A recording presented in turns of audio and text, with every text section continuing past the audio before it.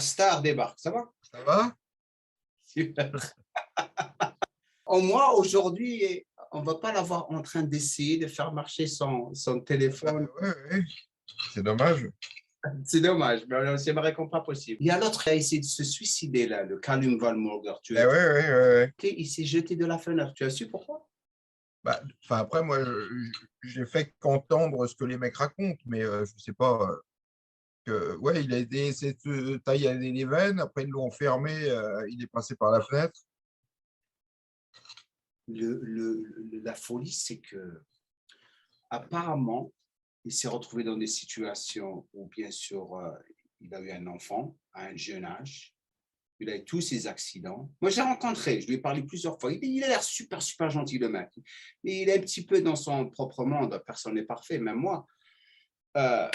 Mais ce qui s'est passé, c'est que dès qu'il a eu l'histoire de l'enfant, en quelque sorte, c'est une très grande responsabilité pour lui. Déjà, il était perturbé par ça, apparemment. Mais l'autre chose qui l'a vraiment bouleversé, qui l'a ramené à cette situation, c'est la perte de son chien. Il a perdu son chien et c'était son amour. Donc, il a commencé à boire et en plus de ça, les produits chimiques, ça n'aide pas psychologiquement. Et là, il a commencé à rentrer dans les drogues comme la Ouais, je sais pas meth et si tout.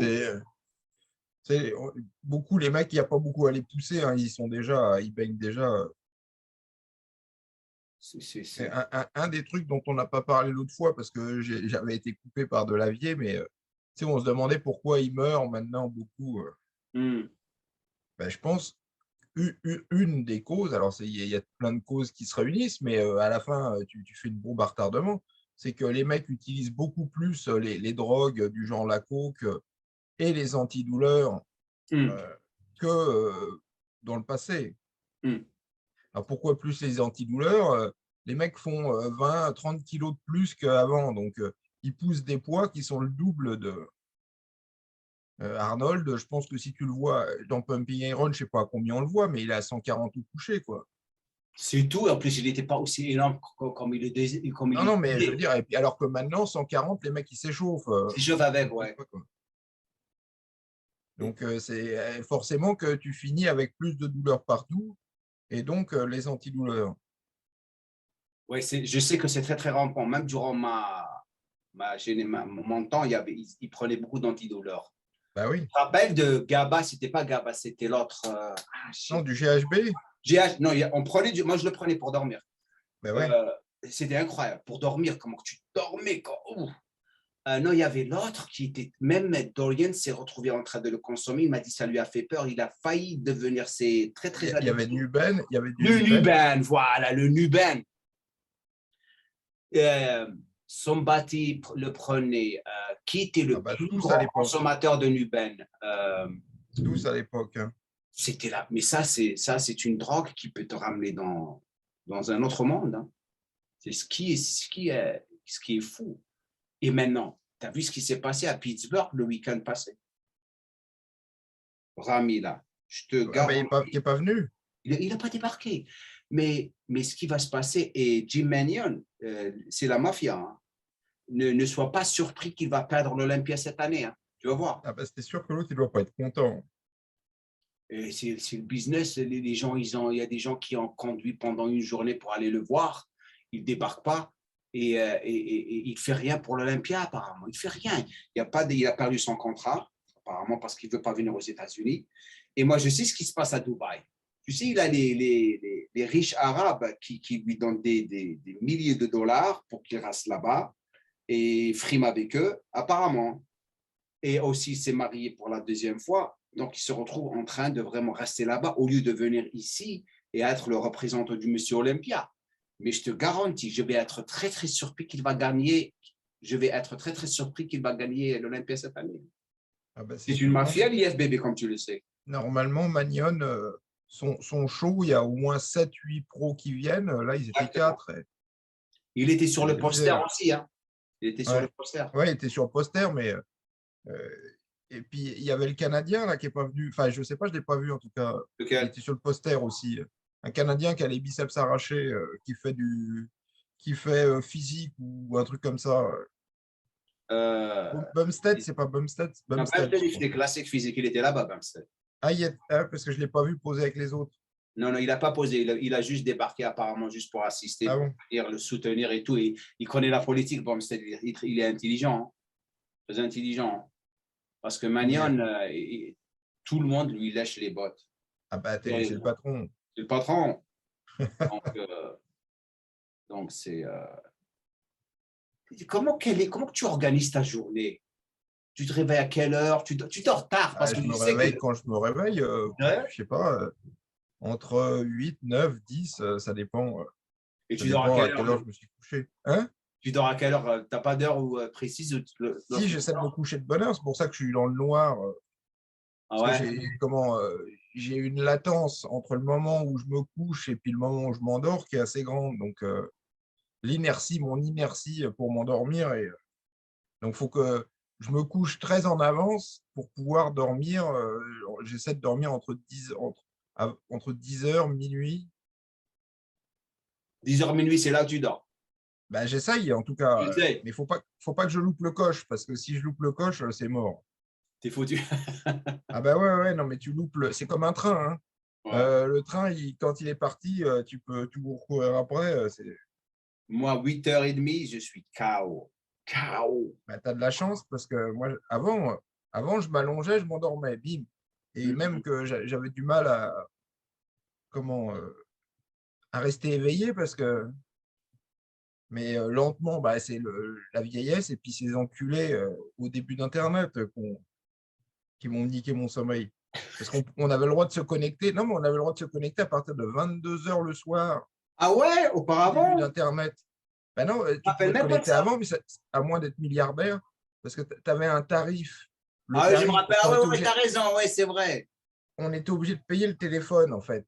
Ouais, On avait Internet par le téléphone et tu payais la communication. ouais. Et le prix devenait raisonnable à partir de 22 heures. Ah ouais, Parce ouais, que ouais, je me rappelle même pas de ça. France C'est Télécom ne vrai, voulait t'as raison. pas lâcher, enfin ce qu'on appelle Orange aussi, ne voulait pas lâcher l'affaire. Ils avaient le Minitel, donc ils ont tout fait pour interdire le Internet en France. Donc on a payé les prix de. Et donc, Apparemment. ma journée commençait à 22 heures du coup, quand Ouais. je pouvais me connecter à Internet. Donc c'est un des trucs qui m'a niqué les sommeils, et puis les écrans aussi. Les écrans, c'est la lumière bleue, c'est ça. Non, mais je coupe, pourtant je coupe ma lumière bleue, mais même les écrans. L'autre fois, ils nous ont coupé Internet pendant 24 heures, bah, j'ai mieux dormi, c'est sûr. Hein. Oui, c'est une Il n'y grande avait pas la erreur. télé, il n'y avait pas, il y avait pas mon écran.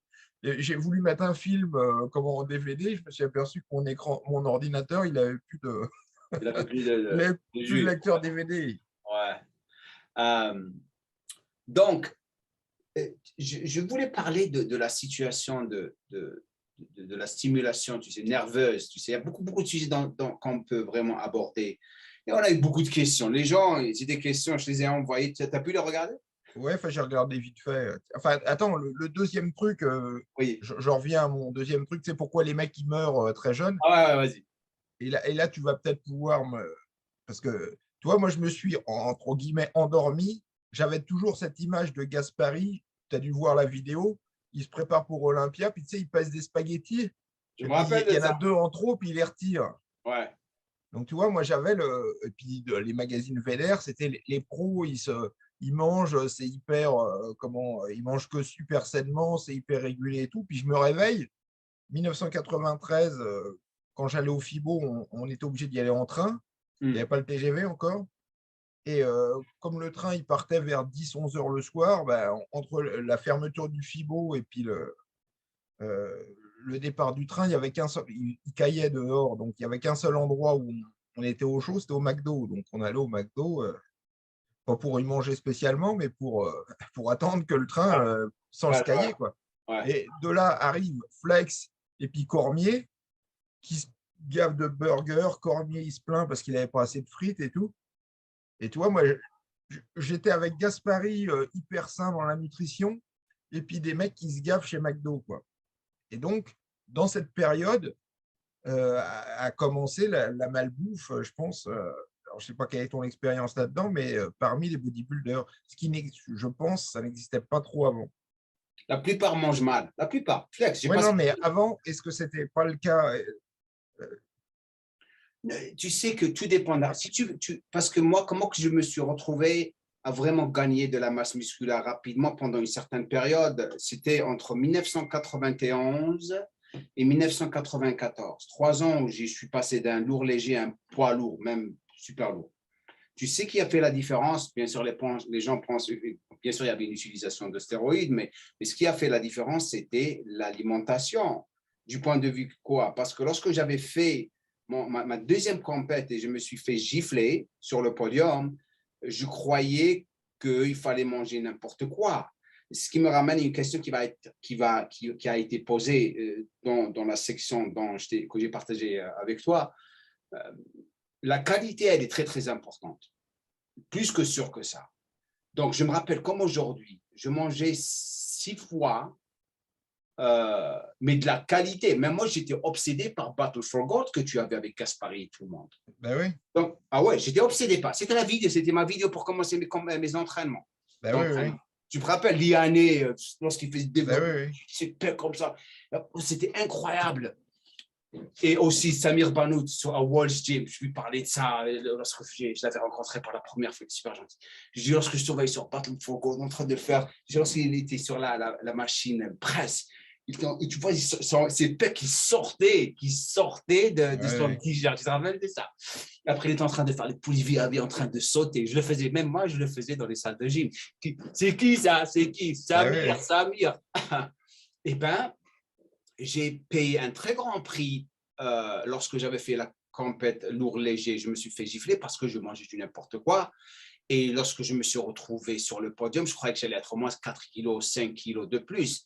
2,5, 3 max. Après 1 an et demi, hein, donc j'ai perdu ma prise de masse. Donc, lorsque je me suis calmé pendant 3 ans et demi, et tout ce que j'ai fait, la première des choses que j'ai fait, c'est j'ai commencé à m'entraîner avec JD Daoudou. Tu te rappelles de lui l'anglais? Oui. C'était mon compagnon d'entraînement. Donc, je ne sais pas si j'avais partagé avec toi ou j'ai partagé avec mes followers sur les podcasts.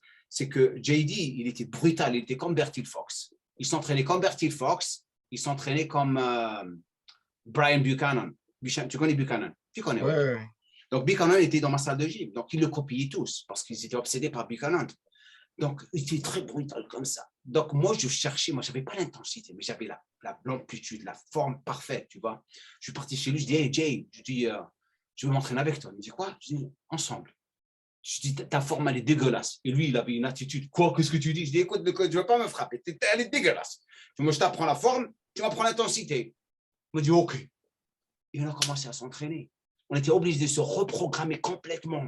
Ça veut dire quoi? Je te jure qu'après 2 ans, on faisait des séries, mais lourdes, mais parfaites. L'idée était ça. Si tu fais une mauvaise répétition, pas bonne, je te gifle. Moi ou lui. Il m'a giflé, hein? Et je l'ai giflé aussi. Je me rappelle comme aujourd'hui, on a augmenté poids et perfection de la répétition. On s'est reprogrammé. C'est là où j'ai explosé. Mais j'ai fait beaucoup attention à mon alimentation. Je mangeais beaucoup. Je me rappelle, je mangeais indien et je mangeais aussi nigérien et jamaïcain. Beaucoup de riz, beaucoup de poulet, beaucoup d'haricots. Mais c'était clean. C'était clean. Le matin, c'est là où j'ai découvert à vraiment apprécier les flocons d'avoine parce que je venais de l'Algérie, les flocons d'avoine le matin, t'es fou. C'était le petit déjeuner, la baguette avec la confiture et le beurre. Et là, j'ai commencé les flocons d'avoine. L'héritage français, ça, c'est pas trop. Ouais, l'héritage français. Et là, tu voyais, boum, boum, boum. Mais j'arrêtais pas. Pendant 3 ans, tout ce que j'ai fait, j'ai dormi au-dessous de la barre et j'ai mangé. Bien sûr, mais j'avais des cycles de stéroïdes, mais c'était la base. C'était la base. C'est du DK, du cystanon, et même pas des dianaboles. C'est ce qu'on prenait tout le temps. 8 semaines, 12 semaines, s'arrêter de 6 semaines et continuer. Les stéroïdes avaient changé, bien sûr. C'est là où on changeait les stéroïdes durant les compètes, parce que c'est là où tu commences à vraiment enlever l'appétit. Ce que les Américains faisaient, c'est que les Américains utilisaient beaucoup de testostérone comme l'énanthate et la cypionate durant la préparation. Non, c'est pas l'enanthate qu'ils ont aux États-Unis. Ben, tu sais, ils ont les rapides, je ne sais plus le nom que ça, mais… Là, la propionate. Non, ils n'utilisaient pas ça. C'est ce qui m'a fait. Non, ils n'ont pas ça. Ils n'utilisaient pas ça parce que ils me donnaient tout leur cycle. Ils prenaient l'énothate, qui est la cypionate, qui te fait retenir de l'eau. Donc, ils ne prenaient jamais la propionate qui est à base, elle est quick acting, c'est-à-dire elle n'est pas rapide, elle est pas lente. Elle te fait pas retenir de l'eau. Et ils prenaient beaucoup d'anti-estrogènes. C'est ce qui leur ralentissait la sèche. Nous, qu'est-ce qu'on faisait? On arrêtait toutes les testostérones long acting. Comment vous dites en français long acting? Oui, ben, action lente. Action lente. Et on prenait on commençait avec, je me rappelle le décan, le gardait, après c'était le Primo et après le Winstrol et vers la fin c'était l'allotestine et la propionate et le Winstrol. C'est ce qu'on faisait. C'est pour ça qu'on était dur. C'est pour ça qu'on était dur et on retenait pas trop d'eau. Tu vois ce que je veux dire? C'était ça leur problème. Mais leur plus grand problème, c'était la bouffe. Parce que moi, j'ai passé du temps avec Flex Wheeler, j'étais choqué. Moi, j'y arrive avec mes gamelles et tout, et je vois le mec, il mangeait que de la pepperoni pizza toute la journée. Le mec, il ne voulait pas, c'est ce qu'il faisait, mais il dépendait trop sur les diurétiques et les drogues pour se préparer. Donc, lorsqu'il se préparait pour une compète, mais Gaspari était différent. Donc, Gaspari était complètement. C'est pas la même époque. C'était pas la même époque. La Brada était différent aussi. Compter ses calories. Gaspari, c'était un méticuleux, le mec. Hein. Oui, mais justement, je me demande si dans cet espace de 10 ans, la diète n'a pas changé et ce qui contribue à faire des dégâts aujourd'hui. Bien sûr. C'est pire maintenant.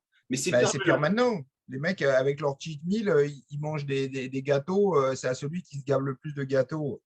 Mais tu sais comment ils le font maintenant, parce qu'ils savent très bien qu'ils peuvent utiliser les diurétiques. Ils savent très bien que personne… Oui, non, mais ils tournent à l'insuline aussi. Mais moi, d'après moi, ça contribue beaucoup au fait que les mecs, ils tombent comme des mouches. Exactement. Regarde là le Derek Langford, que tout le monde est en train de vraiment parler de. Il est énorme et tout. Il est gavé d'insuline. Oui, mais en fait, je le vois mal manger que de la merde. Sarcoplasmique, tu vois que c'est de l'eau dans ses muscles. Et lorsqu'il commence à se préparer, ils sont en train de s'exciter. Il va vraiment être énorme. Et tout d'un coup, il parle. Et dès qu'il arrive à une compète, il est comme une. Ben oui, mais il faut qu'il passe en dessous de comme un pancake. Il est plat, il perd ses pecs, il perd tout ça. Ben oui, mais il faut qu'il passe en dessous de tout 12, à moins que. Parce que, attends, le mec, il fait 300 kilos. Il faut qu'il retombe. C'est pour ça qu'il perd beaucoup. Moi, la vérité, cette personne qui arrive, la seule personne qui avait le potentiel de gagner de l'Olympia, ben, il est mort. Et le pauvre, il s'est retrouvé dans des situations. Ça fait de la peine. C'est que Cedric McMillan, c'était le seul avec le potentiel de gagner le Monsieur Olympia. Ouais, ils vont le donner. Tu sais à qui ils vont donner l'Olympia? Puis c'est très bien à qui ils vont le donner. Peut-être qu'ils vont le redonner, merde, à celui qui l'avait déjà eu, là, je n'ai plus son nom. Brandon Curry. Ouais. Hein? Ses jambes commencent à souffrir. Hein? Tu as vu ses jambes récemment? Ouais, non, mais après, ça dépendra de qui il y a. Mais moi, j'espère que le nouveau, il ne va pas l'avoir parce qu'il est vraiment moche. J'aime bien le regarder à l'entraînement. Le physique, mais ils vont finir là lui donner. Tu sais pourquoi?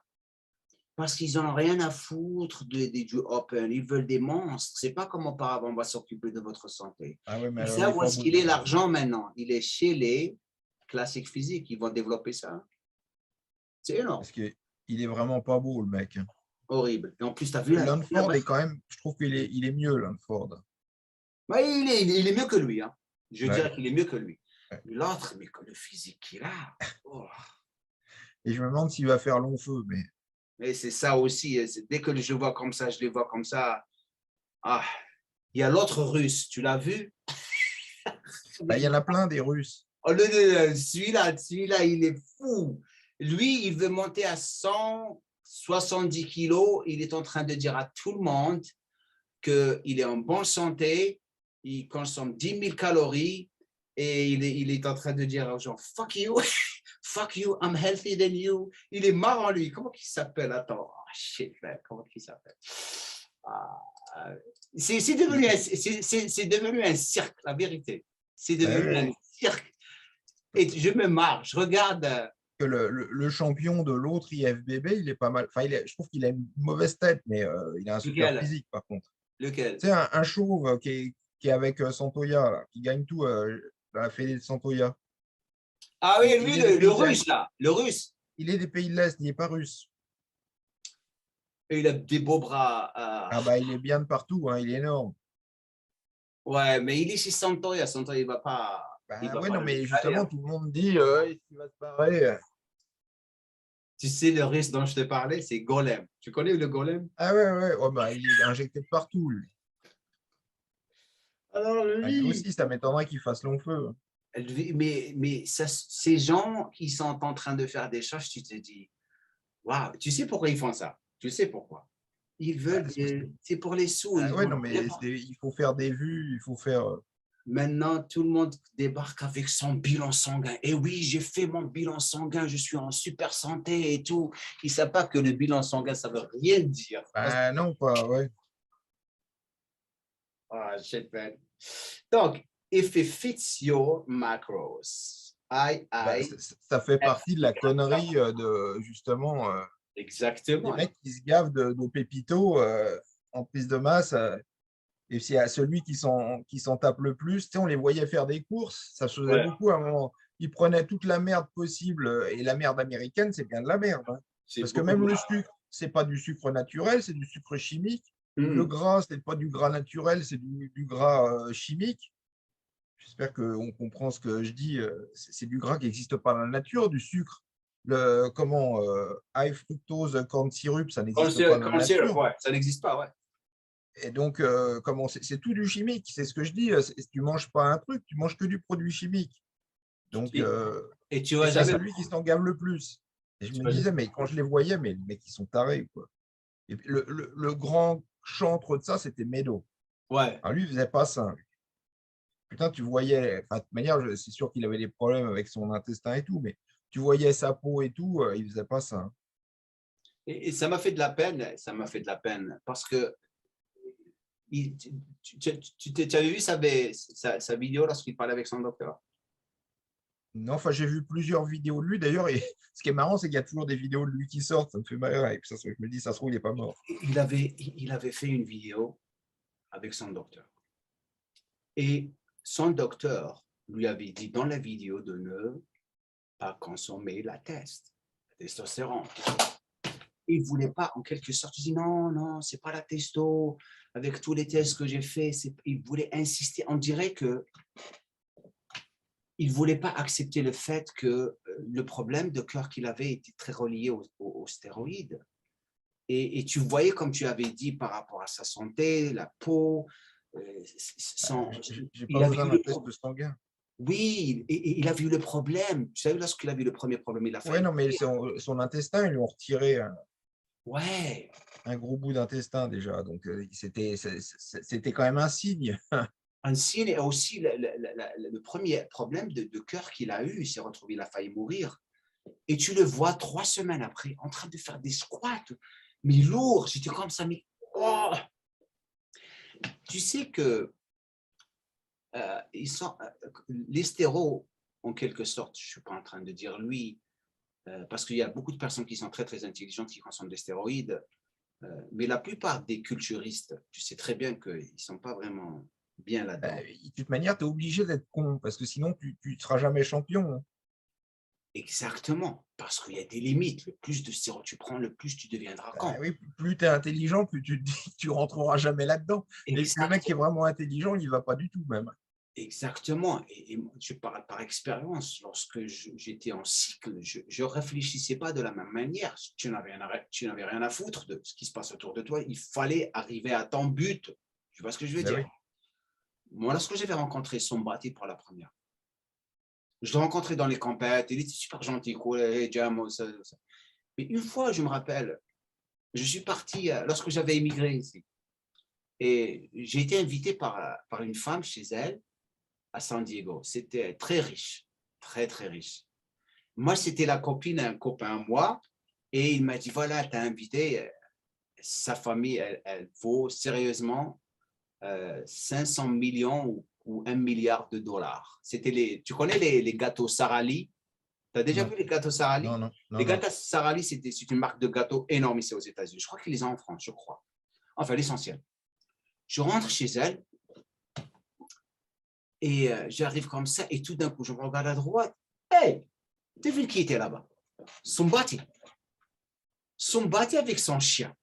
Il me regarde comme ça. Jamo! Et après, je le vois comme ça, il a commencé à parler, et Somebody commence déjà à se plaindre, parce qu'il était vers la fin de sa carrière. Et tout d'un coup, il part, il revient avec des photos signées, il a commencé à les donner aux gens.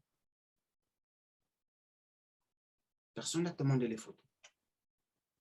Ça me montre l'insécurité, enfin, je n'ai pas besoin de te le dire, la plupart, il y a des insécurités, rajoute les drogues. Et donc, leur façon de penser change complètement. Dave Palumbo, regarde ce qu'il est en train de dire. À chaque fois qu'il y a une mort, il sort, il commence à dire que ce n'est pas les stéroïdes. Non, les stéroïdes ne vont jamais te tuer. Mais pourquoi vous ne voulez pas accepter que ça participe vraiment dans la mort des personnes? Oui, c'est... Enfin, plus tout ce qu'on a dit. J'ai l'impression que les antidouleurs et toutes les autres merdes que les mecs ils prennent, ça y participe aussi. Et les antidouleurs te permettent de prendre des stéroïdes plus longtemps, parce que sinon, si avec les stéroïdes, tu aurais tellement mal partout que tu ne pourrais plus t'entraîner. Mais... Donc, c'est une combinaison de choses assez détonnantes. Il y a tellement de problèmes. Tu prends des drogues pour te lever, tu prends des drogues pour t'entraîner, tu prends des drogues pour enlever les douleurs, tu prends des drogues pour sauter, parce que la plupart, ils n'arrivent pas à bander, comme tu le sais, je ne sais pas besoin de le dire. Et c'est ça la folie. C'est un cocktail de drogue. Avec tous ces drogues dans ton corps, ce n'est pas bon pour toi. Plus tous ceux qui s'envoient de la coke et puis autres trucs pour se marrer. Et même, j'ai fait une vidéo de Ronnie hier, sa dernière interview. Tu l'avais avec Bradley Martin? Enfin, je l'ai vu passer, mais je n'ai pas regardé, non. Des fois, tu te dis, Ronnie, mais pourquoi les mensonges? Ils lui ont posé une question, il dit, tu te rappelles de ton premier cycle? Il est en train de faire croire aux gens, moi je le crois par la vérité, il est en train de dire aux gens comme quoi que toutes les compétitions qu'il avait gagnées avant, même lorsqu'il se classait 3e, 2e et 3e, il était naturel. Je ne suis pas d'accord. C'est-à-dire, la première compétition qu'il avait gagnée, où il avait utilisé les stéroïdes, c'était dans le Grand Prix d'Europe. Auparavant, je crois qu'il était naturel lorsqu'il avait gagné le Monsieur Univers. But there is no way il était naturel lorsqu'il se plaçait 3e et 4e dans les Grands Prix d'Europe. Il a dit qu'il était naturel. C'est lorsque Flex Wheeler et Kevin Loveron lui ont montré ce qu'il prenait, c'est là où il a explosé. Impossible. Là où il a explosé, de toute façon, c'est quand il a eu son contrat de Matrix. Okay. C'est là qu'il a vraiment explosé parce qu'il a dû prendre de la GH et il a gagné un truc au Canada, je crois. C'était sa première compète qu'il a gagnée. Et là, il a vraiment explosé. Bon, après, c'est à l'américaine, hein, parce que les joueurs de foot, ils doivent se prendre des stéroïdes aussi, puis ça compte pas, quoi. Mais tu sais pourquoi ils ne sont pas détectés, les joueurs de foot? Tu sais pourquoi? Ah bah, t'imagines si... Non, ils sont protégés parce qu'ils sont... Ah oui, non, mais c'est ça, c'est comme en Et parce Formule qu'ils 1. sont cachés avec les casques et tout, et ils sont ensemble tous. Celui de baseball, il est tout seul. Lorsqu'il arrive l'année d'après, il est tout seul. Tout le monde regarde. Oh, qu'est-ce qui s'est passé? Comme tu te rappelles celui qui s'est fait péter par Barry Bond, non? C'était Barry Bond, ouais. Le mec, il était maigrichon. Un an après, il arrive.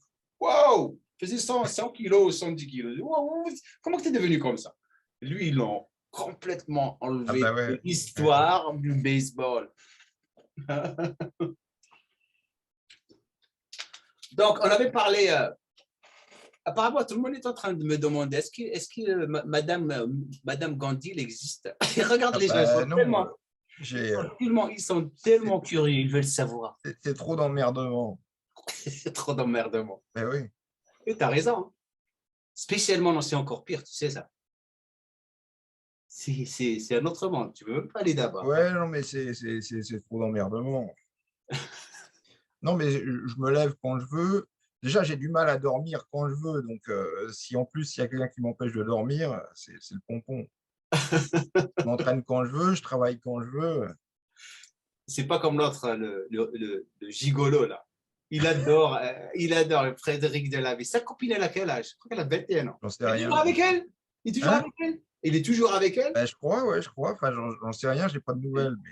Le gigolo. Ah, comment que tu l'as rencontré? Dis-moi la première fois que tu l'avais rencontré. Tu avais Ben, quel âge et où est-ce qu'il non, mais était? la première fois, j'en savais rien parce que en fait, c'était au VEDER et Ouais. ils avaient leur espace powerlifting. Donc, on devait se connaître de vue, mais pas plus, quoi. Et comment que vous vous êtes retrouvés en train de travailler Ben, ensemble? après, beaucoup plus tard, parce que le VEDER a fermé, donc on s'est séparés. Et puis, en fait, on travaillait pour le même magazine. C'est comme ça que on a été réunis, mais on se connaissait, mais à peine de vue, quoi. OK. Et éventuellement, vous avez développé les bouquins ensemble? Ben, après, ouais, parce que lui, il travaillait au monde du muscle, moi aussi. Ses bouquins, enfin son bouquin, il était aux États-Unis, puis moi, je travaillais pour Ironman aux États-Unis. Donc, Ah, tu travailles euh, avec John Balik ouais, ouais, et Mac pendant, Neville. pendant longtemps en plus. J'ai jamais vu, par contre. C'est lui qui envoyait les chèques, mais j'ai jamais vu. John Balik, super gentil. Mac Neville, j'ai travaillé avec lui. J'ai fait 2 shoots, 3 shoots avec lui. Alors lui, il a un studio, mais incroyable. Tu Ouais, sais que ouais, tous les poids étaient des faux poids, tu sais ça? ouais, je sais, ouais, ça se voit, ils sont tout propres, tout neufs, tout. Ouais, et tellement gentil. Ils avaient les meilleures lumières de compétition. C'est lui qui faisait les lumières, tu sais, ça sur le Ouais, de podium. l'Ironman, ouais. Oh, oh. Et tu te poses des questions. Pourquoi il ne voulait pas? Regarde comment Weder était là. Au lieu de l'embaucher pour faire les lumières à l'Olympia, Weder, non. Lui, parce Ouais. que lui et John Bally qui ne s'entendaient pas bien, parce que c'est la compétition. Et Roman et Weder. Et tout le monde, il posait, pourquoi tu ne ramènes pas Mike Neville, il te fait les lumières et on va avoir les physiques proprement sur la chaîne? Non. Weder, c'est Weder. C'est comme ça qu'il est. Et tu sais, lorsque j'étais venu ici, mais c'est un monde fou. Hein. Les gens, certes, ils voient les magazines, ce qui se passe, les stars. Dès que tu commences à rentrer dedans, comment ils sont? La plupart. Hein. C'est pour ça que j'ai aimé Dorian Yates. Lorsque je le rencontrais, on parlait ensemble, on parlait jamais de compète, jamais de bodybuilding, jamais des choses comme ça. C'était toujours de la vie et comment évoluer dans la tête. C'est pour ça que lui n'a jamais aimé venir et vivre ici. Il est venu un petit peu, il a détesté, il s'est cassé directement. Parce qu'ils sont dans un autre monde. Un autre monde. C'est fou comment ils sont. Donc, il y avait quelqu'un qui avait posé une question, un sujet, complément alimentaire du style collagène. Qu'est-ce que tu penses du collagène? Tu sais pas, j'ai jamais aimé. Ben, de quoi au goût? T'as jamais aimé au goût? Non, c'est pas une question de... Enfin, pas le goût, je veux dire, je l'ai pris, ça n'a pas fait quelque chose de... Ça ne m'a pas permis de sentir la différence. Peut-être que je n'ai pas pris suffisamment. Qu'est-ce que tu en penses? Ben, ou t'as pas pris suffisamment, ou t'as pas pris du bon. J'ai pas pris...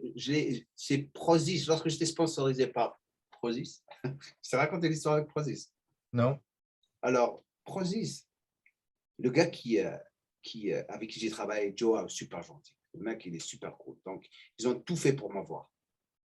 Et il y avait une fitness boutique. Super. D'ailleurs, les deux compagnies, tellement de respect pour les deux compagnies. Donc, je lui dis, écoute, si tu veux que je signe avec vous, il faut que tu me ramènes la source des ingrédients. Il faut que tu me la ramènes. Il me dit, ah, je ne sais pas. Je dis, je ne peux pas parce que là, je Ah suis bah en si, train de faire forcément qui sait. Hein. le traçage. Ben oui. La traçabilité. Mais le mec, tu sais, il a risqué son boulot, tu sais, parce que c'est une corporation. Tu sais, le boss. D'ailleurs, il l'a enlevé de son poste, le pauvre. Il me ramène la source des acides aminés, c'est bon, je signe avec eux, j'avais un bon contrat avec eux. Le Covid commence, tout d'un coup, il m'appelle, je dis, on ne peut pas se permettre de payer ton, ton contrat parce qu'on est en train de vraiment, ça nous coûte beaucoup et donc, on aimerait vraiment, je suis désolé, je dis, ah, t'en fais pas, c'est cool, ça arrive, c'est ça la vie. Et du jour au lendemain, ils l'ont pris de ce poste, ils ont mis quelqu'un d'autre. Et il y a 2 mois, ils m'ont approché encore. T'imagines? Pour me sponsoriser. Et ça ne va pas, non? Ils croient que je vais revenir là-bas juste comme ça. Donc, je l'appelle, je dis, mais qu'est-ce qui se passe? Regarde ça. Vous prenez les gens pour des cons, me dit, ah, je suis vraiment, vraiment désolé, je ne travaille plus là-bas et je vais leur parler.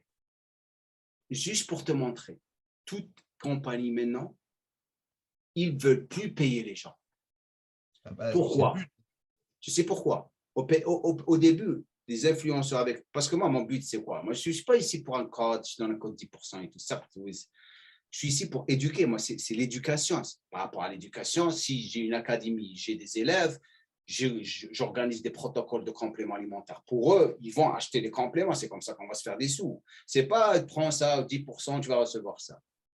Eux, ils savent très bien que d'autres influenceurs, parce que la personne qui est en train de regarder la personne, elle ne sait pas qui est le pro, qui n'est pas le pro. Parce que juste des abdos, des pecs, automatiquement, il sait ce qu'il dit. C'est un professionnel. Des fois, c'est pire. Hein. C'est pire, c'est pire. Des fois, tiens, il me fait rire. Il doit s'y connaître. Exactement. Donc, il leur donne des compléments par mois. C'est ce qu'il leur donne. Pourquoi donner 5 000, 6 000 à GMCore alors qu'on peut donner des compléments qui vont nous coûter 100 € par mois et le mec, il va faire la même chose. C'est comme ça qu'ils se font leurs sous. Hein. Ça se voyait déjà au FIBO, de toute manière, on le voyait, c'est pour ça que ça dégringolait avant. Je parle avant le Covid. Hein. Le dernier FIBO, tu vois bien que il y avait plus de pros dans les stands, même les influenceurs, entre guillemets, les plus connus, ils venaient plus. Ça se cassait la gueule, tous les salons se cassaient la gueule à une vitesse phénoménale. Puis arrivait le FIBO, donc le Covid, donc mais déjà ça se voyait. Alors qu'il y a eu 5, 6, peut-être 10 ans, c'était quand il y a eu les influenceurs qui étaient vraiment payés et rémunérés par les marques, ça, ça a bien marché. Et puis il y avait des champions, il y avait des influenceurs, il y avait plein de nanas. Et puis là, ça fait. Tu sais qui a commencé cette folie des 10%? Tu sais qui? Ben non, mais il y a trop de c'est trop compétitif maintenant. C'est trop compétitif, le marché du complément alimentaire. Tu ne peux plus te permettre de. Pourquoi ils ont viré Bigrami? Hein. C'est que ça ne rapportait pas assez. Hein. Et alors qu'il commence il y a Dynamique, comment il s'appelle? Kai Green, il a commencé la compagnie Dynamique, je ne sais pas. Ouais, ça n'a jamais été la sienne. Hein. Ouais, c'était pas ça la sienne. Non, ils ont toujours été avec, Singerman. Hein. C'est lui qui était en même sa compagnie, apparemment, ça se pourrait qu'ils vont flopper. Ah ben, il est en prison, donc. Il est en prison. Et Kevin Love, la même chose. Je sais que sa compagnie, c'est une compagnie de la Pologne. Ouais, c'est les pays de l'Est, je ne sais pas. Pays de l'Est. Dorian, je sais qu'il travaille avec il était avec une compagnie indienne et après ça n'a pas marché. Ils ont été rachetés par deux frères syriens. Apparemment, ils ont de l'argent et ils bossent comme pas possible. Il a dit il voit la différence dans le business. Donc tout doucement, ils augmentent. Il y a comment il s'appelle maintenant Dexter Jackson, il vient avec sa ligne de complément. Oui, ça faisait longtemps qu'il en parlait. Je trouve que c'est pas, comme tu as dit, c'est très, très dur de... c'est trop compétitif comme... compétitif comme marché. Est-ce que tu crois que consommer de la whey avec le lait, ça empêche l'absorption de la whey?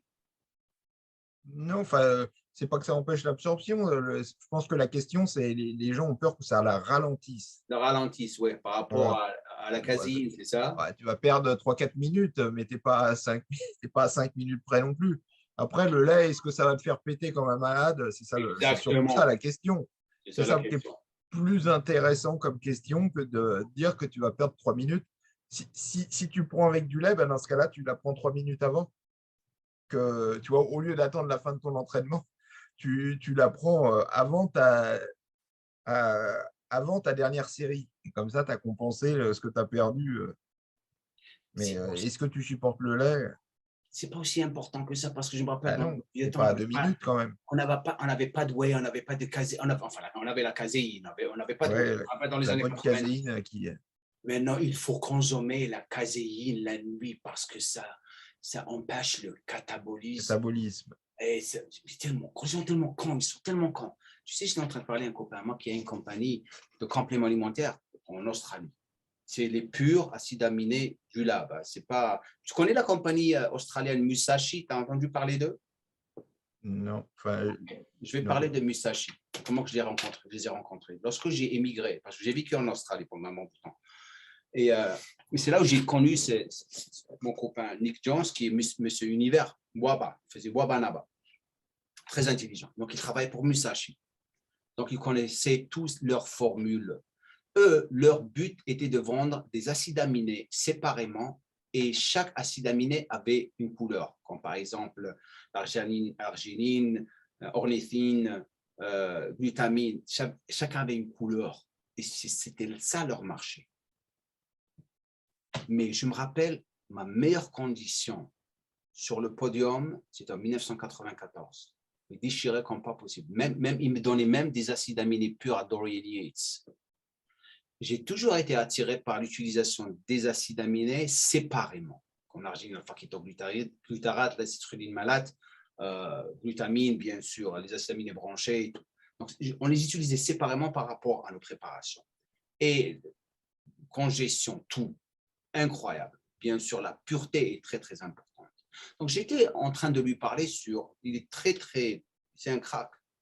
Je suis en train de lui parler, je dis, c'est quoi le bordel, cette mode avec la caséine qu'il faut consommer avant d'aller se coucher parce que ça ralentit. Il a commencé à rigoler. Je dis, d'abord, la caséine, elle est très, très cheap, tu sais, elle n'est pas chère à produire, c'est du lait. Enfin, ça dépend laquelle après, mais... Ouais. Et il m'a dit, logiquement, tu passes toute ta journée à manger, à te goinfrer. Le seul moment où tu vas reposer ton estomac, c'est durant la nuit. Pourquoi tu vas te faire chier avec une protéine qui va te faire péter toute la nuit et le lendemain matin? Il avait raison. Enfin, elle n'est pas obligée de te faire péter, mais ouais, c'est une option. C'est une option, ouais. Mais non. Comme je dis à Delavier, ça sert à quoi de prendre une protéine si elle ne te fait pas péter? C'est le lactose. Les gens qui me disent hey, j'ai pris cette whey isolate et elle me fait péter. Je dis il y a du lactose dedans. C'est de la. Ouais, il y a des gens qui sont allergiques aux protéines de lait. Non, mais aux protéines de lait. Ça, ouais. Et elle mime, pour information, ça mime les opioïdes, donc qui ralentissent les contractions intestinales. Et chez certaines personnes, la confusion, alors au point de vue cellulaire, l'intestin doit penser qu'il reçoit des opioïdes et ça fout la merde sur ta vitesse de digestion. Et, alors, il y en a, il y en a, ça leur file la chiasse et d'autres, ça les constipe. Mais tu fais une allergie, tu peux avoir des gros problèmes avec des protéines de lait sans qu'il y ait de lactose. Ouais, si tu es allergique. Et la plupart des problèmes avec les protéines de lait ne sont pas dus au lactose. C'est dû à quoi? Je te dis à cette confusion. Cette confusion, ok. Ton intestin, ça ressemble assez à des opioïdes pour que, en fait, les récepteurs croient que c'est des opioïdes et agissent comme si c'était des opioïdes. Et donc, je te dis, soit ça te file une bonne chiasse, soit ça te constipe. Ça te constipe, ouais. Et où ça se passe pas bien, quoi. Mais c'est pas forcément le lactose. On a tous appris quelque chose de nouveau de M. Gandhi. C'est pas nouveau, mais... Je sais, mais des fois, tu sais, tu crois à quelque chose et lorsque c'est vraiment éclairci encore plus de la manière que tu l'as fait, c'est encore meilleur pour tout le monde. Mais après, on peut se relever la nuit, mais on peut faire comme Michalik. Tu sais, il se relevait la nuit pour prendre la prot, mais tu sais ce qu'il fait en plus? Je l'ai fait aussi. Tu l'as fait? Oui. Non, mais tu sais, ah ouais, mais ce que tu n'as pas fait, tu sais ce qu'il faisait, Michalik, quand il se relevait la nuit? Ouais. Là, tu vas perdre la moitié des auditeurs. Il refaisait des séries de mollets. Et après, il se recouchait. Je me rappelle comme aujourd'hui. Tu sais, je suis en train de penser à ça. Il y a l'image. Je vivais dans une petite chambre. Je travaillais comme un fou avec le rêve de devenir ce que j'étais devenu. J'avais 23 ans. Et je me rappelle le bol avec du lait et de la protéine de Weider mixée et je les mets à côté de moi et j'ai mis le réveil à 2 heures du matin. Je me Voilà. réveille comme ça, je le bois, mais c'était dégueulasse. Dégueulasse. Mais je le finis après, je vais dormir. Et la meilleure, c'était le pack anabolique. Tu te rappelles le pack anabolique? Ouais. Tous ces champions. Moi, c'était mon rêve de consommer ça.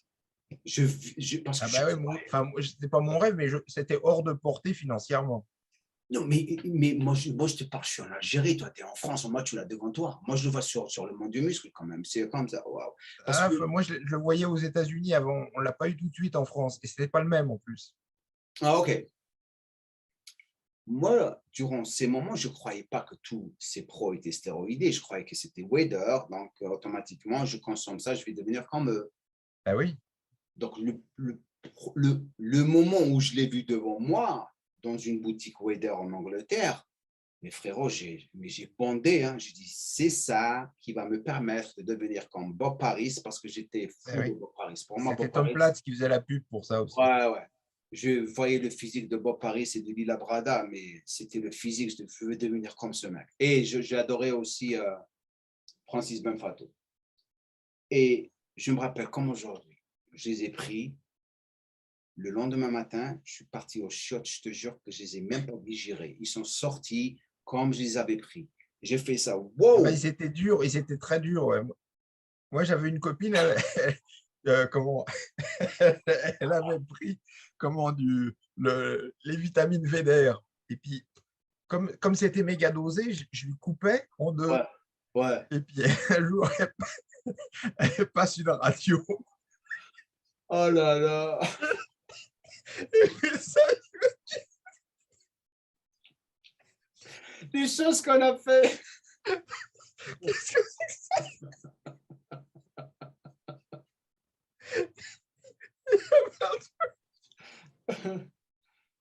C'était les vitamines VDR. C'était quoi? Mais tu sais, les choses qu'on a fait étaient juste pour avoir du muscle, tu fais du n'importe quoi. Si on te dit lèche le sol, tu vas le faire. Parce que tu regardes Mike Christian et Lihané, mais c'était un monde incroyable, la vérité. Moi, je regrette jamais ces moments. Maintenant, c'est dégueulasse. Maintenant, c'est... Ah, mais on avait une différente manière de voir les choses. Tu vois ce que je veux dire? Ah bah moi, tous les jours, je mets un truc avec une pub VDR. T'as vu, il y avait J'ai vu, j'adore VDR. la Est-ce que tu avais dernière. le slip Joe VDR? Mais le menteur, tu as vu les bracelets Joe Wader? Mais Ah comme ouais. il n'y a pas de moralité dans ce qu'il fait. Le C'est un sac, voleur. le sac Joe VDR. Le sac, les bracelets Joe Wader. Ouais, les bracelets, ouais. Si tu mets ce bracelet, c'est comme si tu mets ce bracelet, tu vas devenir musclé comme moi. C'est ce qu'il disait aux gens. Et tu vas attirer les femmes en plus, il dit. Et tu vas attirer les femmes. Et tu sais où est-ce qu'il les foutait? Dans les comics. C'est tellement intelligent. Tu sais, les Superman, Ouais. il les mettait à la fin parce qu'il était copain avec Stan Lee, apparemment. Donc, il les mettait à la fin. Tu regardes Batman, Superman, automatiquement, tu rêves à la fin, tu veux leur ressembler. Moi, c'est ce qui m'a poussé à faire la muscu. Regardez Batman et Superman. Le premier jour où j'ai vu Batman et Superman, je suis devenu comme un fou. Je veux leur ressembler. Ouais, moi, c'était l'homme qui valait 3 milliards. Ah ouais? Je ne me rappelle de ça. Comment il s'appelait Steve Austin. Yeah, voilà. C'est l'imageur qui jouait le. L'imageur. Ah, tu sais, c'est. Mais c'était incroyable quand même. Donc, série courte et série longue. Ton opinion? Bah, il faut faire des séries courtes et puis il faut faire des séries longues. Exactement. Il se complique tellement là, Ah oui. la musculation. C'est quoi ton but? C'est quoi tes conflits anatomiques? C'est ta morphologie, tes articulations. Les gens, parce que, exemple, je vais faire un. Moi, j'ai jamais compris ça. Moi, tu me dis, peut-être que tu es différent, tu as une autre façon de voir les choses, je suis plus que sûr. Je vais faire un cycle de force et un cycle d'hypertrophie. Moi, j'ai jamais vu les cycles de force. Je suis pas. Non, parce que c'est le meilleur coup pour se blesser, ça. Exactement. Moi, je suis un culturiste. Je fais les deux en même temps. Et puis, t'évites d'enchaîner trop les trucs très lourds. Justement, c'est là que tu fais entre 2, 3, 4 séances. Après 4 séances, par exemple, le très lourd, tu fais des séries plus longues pour pouvoir reposer et repartir après. Mais faire du très lourd pendant 1 mois, 2 mois non-stop, là, c'est le meilleur coup pour. Mais même si la blessure, tu ne la sens pas arriver tout de suite, hein, t'inquiète pas, elle se présentera à toi.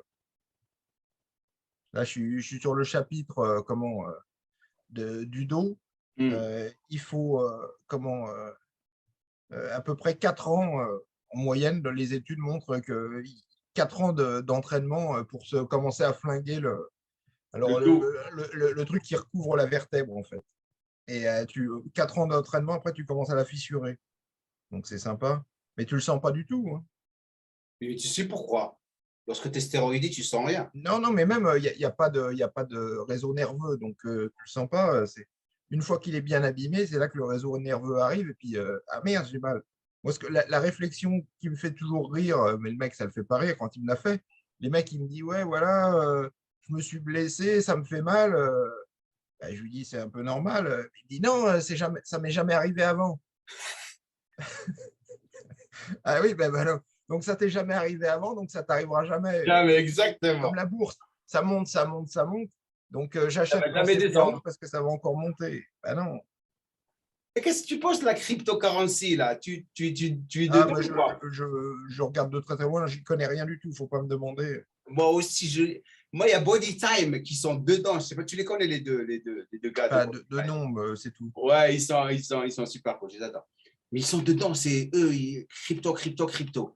Et à Miami, apparemment, tous les business, ils sont, même, ils achètent même des maisons maintenant, des voitures en crypto. Ouais, ben ça m'étonne pas parce que C'est incroyable comment ça se développe en ce moment. Moi, je n'y connais rien. Donc, je ne peux pas commencer à m'aventurer sur quelque chose. Après, tu vas avoir des mauvaises nouvelles. Hein, je sais pas. ah ben oui, de toute façon, ça va mal finir, mais On ne sait pas, c'est ça la question.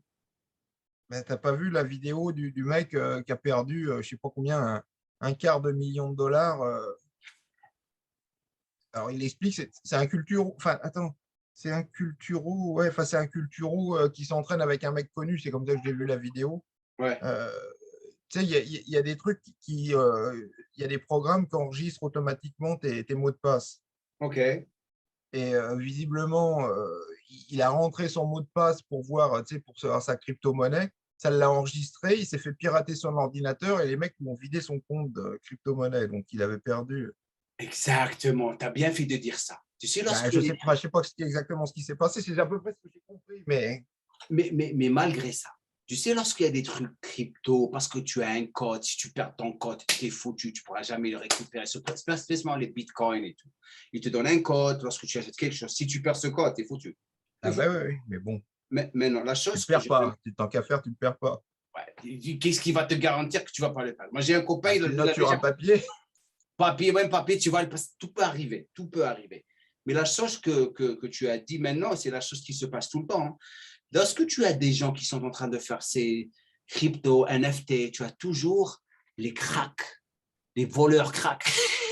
Entre comment je vais rentrer pour lui voler tout. Il y a en ce moment, moi je me suis fait pirater mon compte PayPal. Ils ont vidé tout. PayPal, ils n'ont rien dit. Ils m'ont dit, je ne sais pas. Ils ne m'ont pas remboursé. Et tu sais, je ne pouvais rien dire, je ne pouvais rien faire. Ils ont 200 millions compte PayPal. Tu crois qu'ils vont avoir la force pour travailler sur 200 millions compte PayPal? Ils ont un algorithme qui fait tout, OK? Qui repère les fraudes et tout. C'est comme ça qu'ils travaillent. Et après, ils te disent non, rien à prendre. Comment non? Regardez, il a tout pris. Mais c'est pour ça que je ne les utilise plus. Place, comme on dit chez nous. Place. Ben oui. Reste avec les choses que tu connais. Même la bourse, je ne joue pas trop dans la bourse. Il y a des investissements sur certaines choses que je sais que je suis connaisseur dedans. Là, je peux jouer. Mais lorsque tu commences à m'amener quelque chose, je ne suis pas sûr. Il vaut mieux que je ne touche pas. Parce que, comme on Ah ben, dit, ouais. comme on dit ici, if you steer in shit, you will stink. Si tu commences à toucher la merde, ça va remuer partout. Ouais. Ça va remuer partout. Les SARMs, tu sais, ils n'arrêtent pas de me poser des questions sur les SARMs. Qu'est-ce que tu en penses? Bah, rien de particulier, c'est leur problème. Non, mais sérieusement. Moi, non, bah, c'est ça, comment... Mais bah, j'ai jamais compris, moi, ça. Quelqu'un lève le pantalon, tout le monde le descend. Tu vois ce que je veux dire? Là, le gars qui est mort. Comme déjà, les molécules, on ne les connaît pas, et puis encore moins les molécules que le mec va acheter, de toute façon. Ça n'a jamais été prouvé. C'est comme le IGF-1. Tu te rappelles le IGF-1? Ouais, enfin, il y avait plus de... Tu sais que je vais te dire quelque chose. Moi, je me rappelle comme aujourd'hui, la première fois que je connaissais un docteur, un copain à moi, qui était bodybuilder. Il était plus dans la chimie, biologie. Il est venu chez moi. Il l'a préparé pour moi, je me rappelle comme aujourd'hui. Et il m'a dit, voilà ton IGF-1. Je dis, IGF-1. Il m'a dit, voilà. Je te jure, c'est ça. Il m'a dit, c'est ça. Je me rappelle, j'ai fait une piqûre, comme la GH, ici. Ça m'a tellement fait mal. On dirait que quelqu'un m'a poignardé. Tu sais, je dis, je ne vais jamais prendre ça. Je ne vais jamais toucher à ça. Mon histoire avec l'insuline, les hormones de croissance et l'IGF-1 était très, très courte. J'ai l'insuline parce que j'avais tellement peur, alors que si tu vois, je t'invite à vraiment regarder le podcast parce que tu comprends anglais. Tu comprends anglais. Tu te comprends. Oui. Regarde le podcast qui a été fait par Dennis James. Il a son propre podcast. Alors, je vais te l'envoyer. Il y avait Milos, il y avait Flex Wheeler, il y avait Chris Cormier. Oui, bah, je l'ai vu celui-là. Tu l'as vu? Oui. Tu as vu comment Flex était durant le podcast? Ben, je ne regardais pas, mais j'ai écouté. Mais... Moi, Flex, je le connais très, très bien. Parce qu'on a eu une relation où j'ai passé une semaine avec lui en Angleterre lorsqu'on avait fait des séminaires ensemble. Lorsque je l'avais rencontré pour la première fois, bien sûr, c'est Flex Wheeler. Donc, j'étais un petit peu ému par Flex. Je passe une journée avec lui, j'étais plus ému. Parce que la chose qu'il avait, il est très, très hautain. Et c'était le mec qui était parti, beaucoup de manque de respect envers sa femme, quelque chose que je n'ai pas aimé devant moi. Il se moquait de sa femme. Et aussi, lorsqu'il a continué à évoluer, parce qu'il avait eu l'accident après, lorsqu'il m'avait rencontré. Et lorsqu'il avait tout perdu, il est devenu humble. Oui. Il avait perdu tout son argent, tout son entourage. Mais dès qu'il recommence à avoir l'argent encore, il revient à ce qu'il était auparavant. Et c'est ce que je n'ai pas aimé en lui. Parce que lorsqu'on était ensemble, Jamo, lorsque tu viens en Californie, viens, on va sortir, je vais t'emmener, on va aller bouffer un pot ensemble et tout. Parce qu'il voulait du parabolant. C'est ce qu'il voulait. Donc, je lui ai envoyé du parabolant. Il a eu ses boîtes de parabolant. J'arrive là-bas. Et moi, tu sais, je n'ai pas besoin de rôder avec toi. J'étais venu avec ma copine, je me rappelle comme aujourd'hui. J'avais Joe Valdez, dont je t'ai parlé. J'ai passé du temps avec Joe Valdez. Et Flex, je me rappelle comme aujourd'hui. J'étais en plein shoot. Et moi, j'étais toujours amateur. Je n'étais même pas pro encore, mais j'avais le potentiel d'être bien. Il le savait. Joe lui a dit, regarde, parce que Joe le connaissait bien. Je regarde comment il est beau. Regarde son physique, hein, il est beau. Hein. Et Flex, comme je l'ai vu moi-même, je lui tournais comme ça parce que j'ai pris ma cervelle, je me rappelle comme aujourd'hui. Il m'a regardé comme ça et il a quitté Joe Valdez. Il a laissé seul, comme si il était jaloux. Il voulait juste l'attention sur lui. Mais tu as gagné l'Arnold Classic, l'Ironman, tu t'es classé deuxième Miss Olympia. Pourquoi ce comportement? Il a toujours été comme ça. Toujours. Tu vois ce que je veux dire? C'est pour ça que je n'ai pas aimé les États-Unis. Je n'ai jamais aimé les États-Unis. J'étais super bien en Angleterre, dans ma salle de gym, Muscleworks. Tu es le star. Pour eux, tu es personne. Tu gagnes de l'Olympia, tu reviens le lendemain matin et tu ne vas pas avoir le respect. Ils vont se foutre de ta gueule. Hein, parce que pour te garder les pieds sur terre. Et je me rappelle comme aujourd'hui, je l'avais emmené là-bas pour la première fois. Et Flex, lorsqu'il rentre dans les salles de bodybuilding, tu sais très bien, tout le monde commence à devenir fou. Ah, ça, c'est Flex. Ben oui. Ah, c'est Flex. Il est venu chez moi, dans ma salle de gym. Les gens, ils n'en avaient rien à foutre de lui. Tout le monde était dans le coin en train de parler de football. Football, en train de rigoler. Ils rentrent, ils l'ont complètement ignoré. Certes, le boss de la salle, il a ramené à l'intérieur, il a parlé et tout, mais il n'avait jamais eu l'attention des personnes qui s'entraînaient là-bas. Je me rappelle comme aujourd'hui, il a écrit une photo et si je peux trouver, lorsque je partirai là-bas, je vais prendre, s'il a toujours, hein, je vais prendre la photo de la photo qu'il a signée et je vais t'envoyer une photo de sa photo. Tu sais qu'est-ce qu'il a écrit sur la photo? Non. Flex Wheeler, kiss my ass. Je dis, kiss my ass, pourquoi? Parce qu'ils ne t'ont pas donné d'attention. Mais après, j'ai compris comment qu'il était. Si tu lui fais ça, il va pisser sur toi. Mais si tu l'ignores, tu n'en as rien à foutre de lui, il va te courir après. C'est comme une femme. Flex, c'est comme une femme. Parce que je me rappelle aujourd'hui à l'Ironman 2001, là où j'étais disqualifié. J'étais disqualifié, moi et JD. Parce que comme des cons, on a écouté Paul Dillett. Moi, j'étais parfait. Parfait. Paul Dillett, prenez de l'insuline et prenez des diurétiques. Ils nous ont fait pisser. Non, ils ne vont pas faire des tests. Pisser sur les trucs, on s'est fait attraper. On s'est fait qualifier tous les deux. Enfin, on était 4-5. Il y avait, je crois, Ahmed Haïdar aussi. Il y avait 4 autres personnes. Et là, il revenait. Et je me rappelle, tout le monde l'ignore. Il était sur le sol comme ça. Il me faut passer. Hey, Jamo, what's up, bro? Je dis, ah, man, what's up, bro? Il y a 2 ans, tu ignorais tout le monde. What's up? Mais tu sais, tu ne vas pas être comme lui. Tu deviens comme, hey, c'est cool, ça va, tu vas bien. Tu te sens mieux maintenant après l'accident. Oui, je vais bien et tout. Il a gagné. Il l'avait gagné, le Rima. Ce jour-là, il avait gagné. Le mec, il est incroyable, la vérité. Il faut dire ce qu'il en est. Donc, mais c'était un monde bizarre. Donc, est-ce que tu as des passions? Est-ce que, à part la musculation et toutes les recherches, je sais que tu aimes faire des recherches et tu aimes bien le old school et le bon vieux temps par rapport à ton Instagram. Parce que non, je rigole quand je dis bon vieux temps. Attends, ouais. Maintenant qu'on a Internet, c'est quand même, on a, par rapport au passé, les machines sont quand même 100 fois mieux. L'accès aux machines, c'est 1000 fois mieux. L'accès aux compléments alimentaires, c'est 10 000 fois mieux. Grâce à Internet, on gagne un temps. Non, je suis pas à vivre dans le passé. Non, j'ai pas dit ça. Non, j'ai pas ouais, dit non, mais c'était mieux. Enfin, c'était pas mieux avant du tout. Hein. Enfin, il y a certaines choses, si, un peu, mais de toute façon, la compète, les compètes de bodybuilding, moi, j'ai lâché. Je pense que j'ai lâché avec Lianet, quoi. Parce qu'il gagnait, il gagnait. Bah, ça venait, il n'y avait pas de. Il y avait plus d'enjeu. Il gagnait tous les ans. Alors, donc, pour toi, quel est ton culturiste professionnel préféré? Qui t'avait vraiment, vraiment impressionné? Flex, c'est vrai qu'il était bien. Moi, quand j'ai commencé, j'avais vu Berry Domecq, parce que tu sais, quand il était très, très jeune, quand il avait fait Europe avec tu sais, les photos où on voit avec Eric Hamès.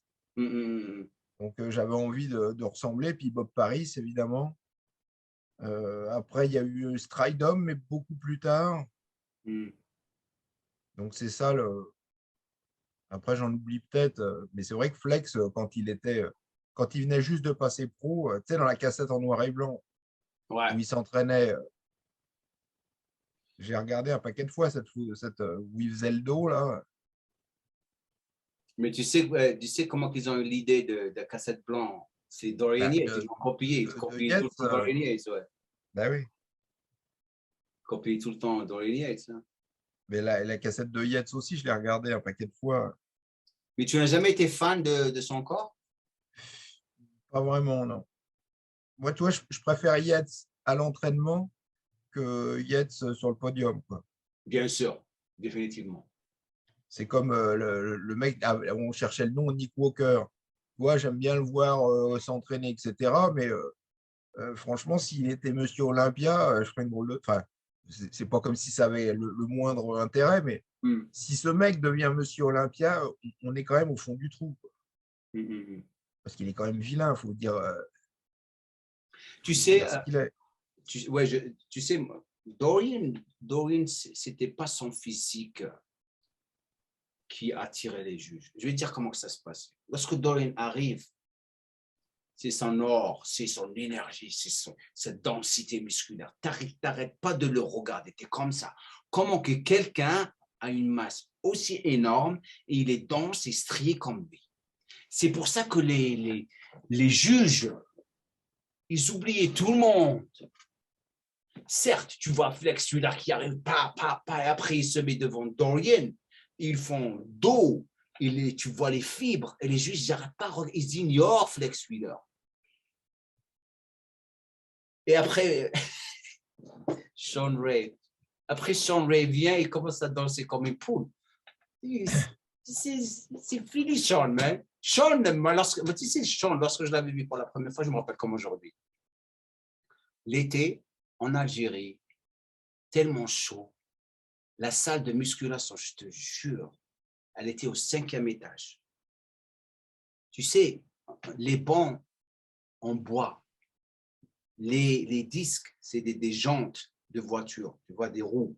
Ouais. Et les bancs, et le sol, c'est du ciment avec de la poussière. Tout est old school. Et tu avais des barres avec des ciments. Et il n'y avait même pas de câble, c'était une corde. Et tu t'assois comme ça, et t'es comme ça. Je ne vois pas en train de faire des curls avec 10 kilos de chaque côté. Et tout d'un coup, quelqu'un me ramène de mon Dieu muscle. Devant moi, je vois Sean Ray lorsqu'il avait gagné le Nationals, le championnat des États-Unis. Ouais, il était jeune. Ouais. Et j'étais bouche bée. J'ai jamais vu une densité musculaire à cet âge-là de Sean Ray. Il avait son slip jaune. Tu te rappelles de ça? Il était comme ça. Mais j'ai dit, mais c'est qui celui-là? Mon copain, je dis, ça c'est Sean Ray. C'est un nouveau Américain. Mais je n'ai jamais vu des muscles de ma vie comme ça. Je dis, mais tu sais, je les ai tous rencontrés. Tous. C'est le seul que je n'ai pas eu la chance de lui parler et s'asseoir avec. Je crois qu'on a parlé au téléphone une fois, il sait qui je suis. Mais on n'a jamais eu cette rencontre. Mais il avait un physique, le mec, parce que Flex Wheeler, Kevin Lovron, tout le monde s'est inspiré de lui pour être là où ils sont. Et celui qui a inspiré tout ce petit monde, c'était John Brown. John Brown, exactement, c'est ce que j'allais te dire. Et tu sais qu'il a frappé John Ray. Bah, ça ne m'étonne pas. Il faut que John Brown, il a frappé, tu sais, il a giflé plusieurs fois parce qu'il le faisait chier. John Brown, c'est un fou. C'était un mec, tu sais, il adorait les blondes. Il venait en Allemagne, il venait tout le temps en Allemagne, tu sais. Mais il avait un physique, c'est lui le premier mec qui faisait le breakdance. Ouais, c'est ça, il était super bon. Ah, man. Mais ils étaient tous des caractères différents, tu vois ce que je veux dire. Il y a quelqu'un qui vient tout juste d'écrire quelque chose. Karim Van Monger vient tout juste de sauter du 10e étage. Non, ça fait quand même une semaine maintenant. Une semaine, mais lui, il vient tout juste de le découvrir. Est-ce que tu as eu déjà des blessures? Et quelqu'un te demande si tu as déjà des blessures. Bien sûr. La plus grosse, oui, j'ai déjà raconté, c'était au Védère. Le sol était en espèce de caoutchouc, mais très glissant. Et puis, les bancs étaient en fer. Donc, le fer sur le caoutchouc, ça glissait. Et je faisais du développé incliné comme ça avec haltère. Et le banc a glissé. Et moi, je poussais sur le sol. Le banc s'est mis à glisser et j'ai le bras qui est parti. Ils n'étaient pas collés au sol, les bancs? Non. Comment que c'était? Comment que c'était là-bas, Joe Weider? Qui était le propriétaire de cette salle? Ça devait être Scatolini et une partie des propriétaires du Gymnase Club. Je me rappelle de lui. Ils avaient fait une salle, entre guillemets, spéciale gros, pour évacuer tous les mecs balèzes des Gymnase Club parce qu'ils faisaient peur aux clients. Pour les enlever des Gymnase Club. Ouais. Je me rappelle comme aujourd'hui. Tu sais, je passais par les Gymnase Club, mais on dirait que c'était des bains, des spas. Tu connais les spas? Oui, c'était ça. Et Et donc, ils ont créé, ça c'est une bonne idée, ils sont intelligents. Oui, parce que bon, ça a marché, mais en fait, c'était les culturaux qui avaient débuté le truc, mais ils les voulaient plus parce qu'ils faisaient peur aux gens. Avec raison et sans raison. Les gens voyaient des mecs énormes, donc ils avaient peur, et puis le mec se mettait à crier, et puis il y avait des cons qui devaient vouloir se battre, etc. Donc, ça, c'est le stéro, ça c'est le stéro, tu sais. Ouais, non, mais ils se sont dit, bon, bah, on va prendre plein de matériel qu'ils devaient avoir, et puis ils ont fait cette grosse salle dans des entrepôts, en fait. Ils ont pris Wader, Wader leur a vendu bien sûr son nom, Wader G. Pas sûr, parce que je sais pas comment ils ont eu le deal. C'était eux qui importaient Veder France, donc parce que Veder a essayé de faire des salles de gym après plus tard, mais ça n'a pas marché. Mais c'était bien avant. Ouais. Et d'ailleurs, tu sais, il y a, bah, tu dois le connaître, merde, Ed Connors. Je connais bien sûr. Tu sais, il a sorti un livre là sur le Gold Gym. Ah oui, il faut que je l'achète. Il est super gentil. Tu veux que je te raconte une histoire sur lui? Bah, vas-y. Beaucoup d'histoires. Alors, Ed Connors, c'est lui qui a aidé tous les champions parce qu'il est très riche. Très, très riche parce que c'était un architecte auparavant. Ouais, non, mais c'est avec le Gold Gym qu'il a gagné. Ouais. Mais comment que ça a commencé? Parce que lui, d'après ce qu'ils disent, parce que moi, Irving Gell, je ne sais pas si tu connais, c'est un photographe très photographe. Grand. Ouais, c'est lui qui m'a découvert. C'est lui qui a découvert Jay Cutler. C'est lui qui a découvert Frank Sepe. Les plus grands que tu voyais dans Muscle Mag et après ils sont devenus énormes, c'est Irving Gell. Donc maintenant, lorsque Irving Gell m'avait écrit pour m'inviter à venir ici et me prendre en photo, moi je ne le connaissais même pas. J'appelle Josette, ouais. du Monde du Muscle. Ouais. Après, je lui dis, Josette, il y a quelqu'un qui vient juste de m'écrire, c'est qui? Il dit, c'est qui? Je dis, c'est Irving Gell. Oh mon Dieu, Jamo, il faut que tu ailles. C'est qui? Elle m'a dit, Jamo, il faut que tu ailles. Vas-y. Je dis, OK. Donc, je lui ai écrit, tu sais, le bon vieux temps lorsque tu écrivais et donc, je le rencontre, il vient me prendre de l'aéroport avec ma copine, je me rappelle comme aujourd'hui, super gentil. Il est devenu mon meilleur copain. D'ailleurs, j'allais travailler avec lui parce qu'il avait ouvert un Gold's Gym à Michigan. Il a fait faillite, il a perdu tout son argent. Et c'était le meilleur copain de Ed Connors. Ed Connors avait une maison sur Venice Beach, tous les plus grands culturistes qui venaient rester dans cette maison. Et moi, il m'avait proposé de rester dans cette maison. Je me rappelle comme aujourd'hui, Irving me dit, si tu veux vraiment réussir, viens ici. Je dis, je ne sais pas comment je vais faire, où est-ce que je vais aboutir. Je me dis, t'en fais pas, Ed Connors va s'occuper de toi, comme il s'est occupé de Lee Priest, Dave Palumbo, Frank Sepe, Jay Cutler, tout le monde reste dans cette maison. C'était pour lui, apparemment, c'est un voyeur. Il adore être entouré. Il n'est pas gay. Ouais, c'est ça, ouais. C'est asexual, je crois qu'ils appellent ça asexuel, je crois. C'est quelqu'un qui n'aime ni les femmes, ni les hommes, c'est juste qu'il veut être entouré de mecs musclés. Moi, je me sens inconfortable d'être autour de quelqu'un. Il ne vivait jamais là-bas. Hein. Il ne vivait jamais là-bas. Non, mais il n'est pas dans sa maison en plus. Ouais. Il n'est jamais là-bas. Mais il adore aider les gens parce qu'il adore le bodybuilding. Il l'adore. Et donc, moi, j'ai dit non, je reste en Angleterre. Je suis mieux en Angleterre parce que je n'avais pas la confiance que j'avais après. Je ne peux pas sortir de quelque chose où j'ai tout pour moi, spécialement lorsque j'étais à Muscle Works. Je pouvais avoir tout ce que je voulais. Le boss de Muscle Works, c'était comme un père pour moi. Mais lorsque je dis tout, c'est tout. Si j'ai envie d'avoir, Muscle Works était, je prends le téléphone, je veux une télévision, je l'ai. Je prends un téléphone, je veux un plombier, je veux quelqu'un qui fait la peinture, des vêtements, je l'ai parce que tu avais des personnes dans tous les business. Pour moi, ça facilitait ma vie, tu vois ce que je veux dire. C'était super. Et j'étais confortable en Angleterre. Donc, revenons à Ed Connors. Ed Connors était, d'ailleurs, c'est lui qui a aidé Flex Wheeler à acheter sa première maison. Il m'a invité, là, il m'a invité, je me rappelle avec ma copine, une maison qui coûte maintenant 2 millions de dollars. Flex Wheeler l'a perdu. Il l'a perdu. Ed Connors, c'est quelqu'un qui a été super, super gentil. Il a aidé beaucoup de personnes pour réussir. Il est responsable de la réussite de beaucoup de personnes. Quelque chose que c'est très, très rare, juste pour l'amour du bodybuilding. Tu vois ce que je veux dire?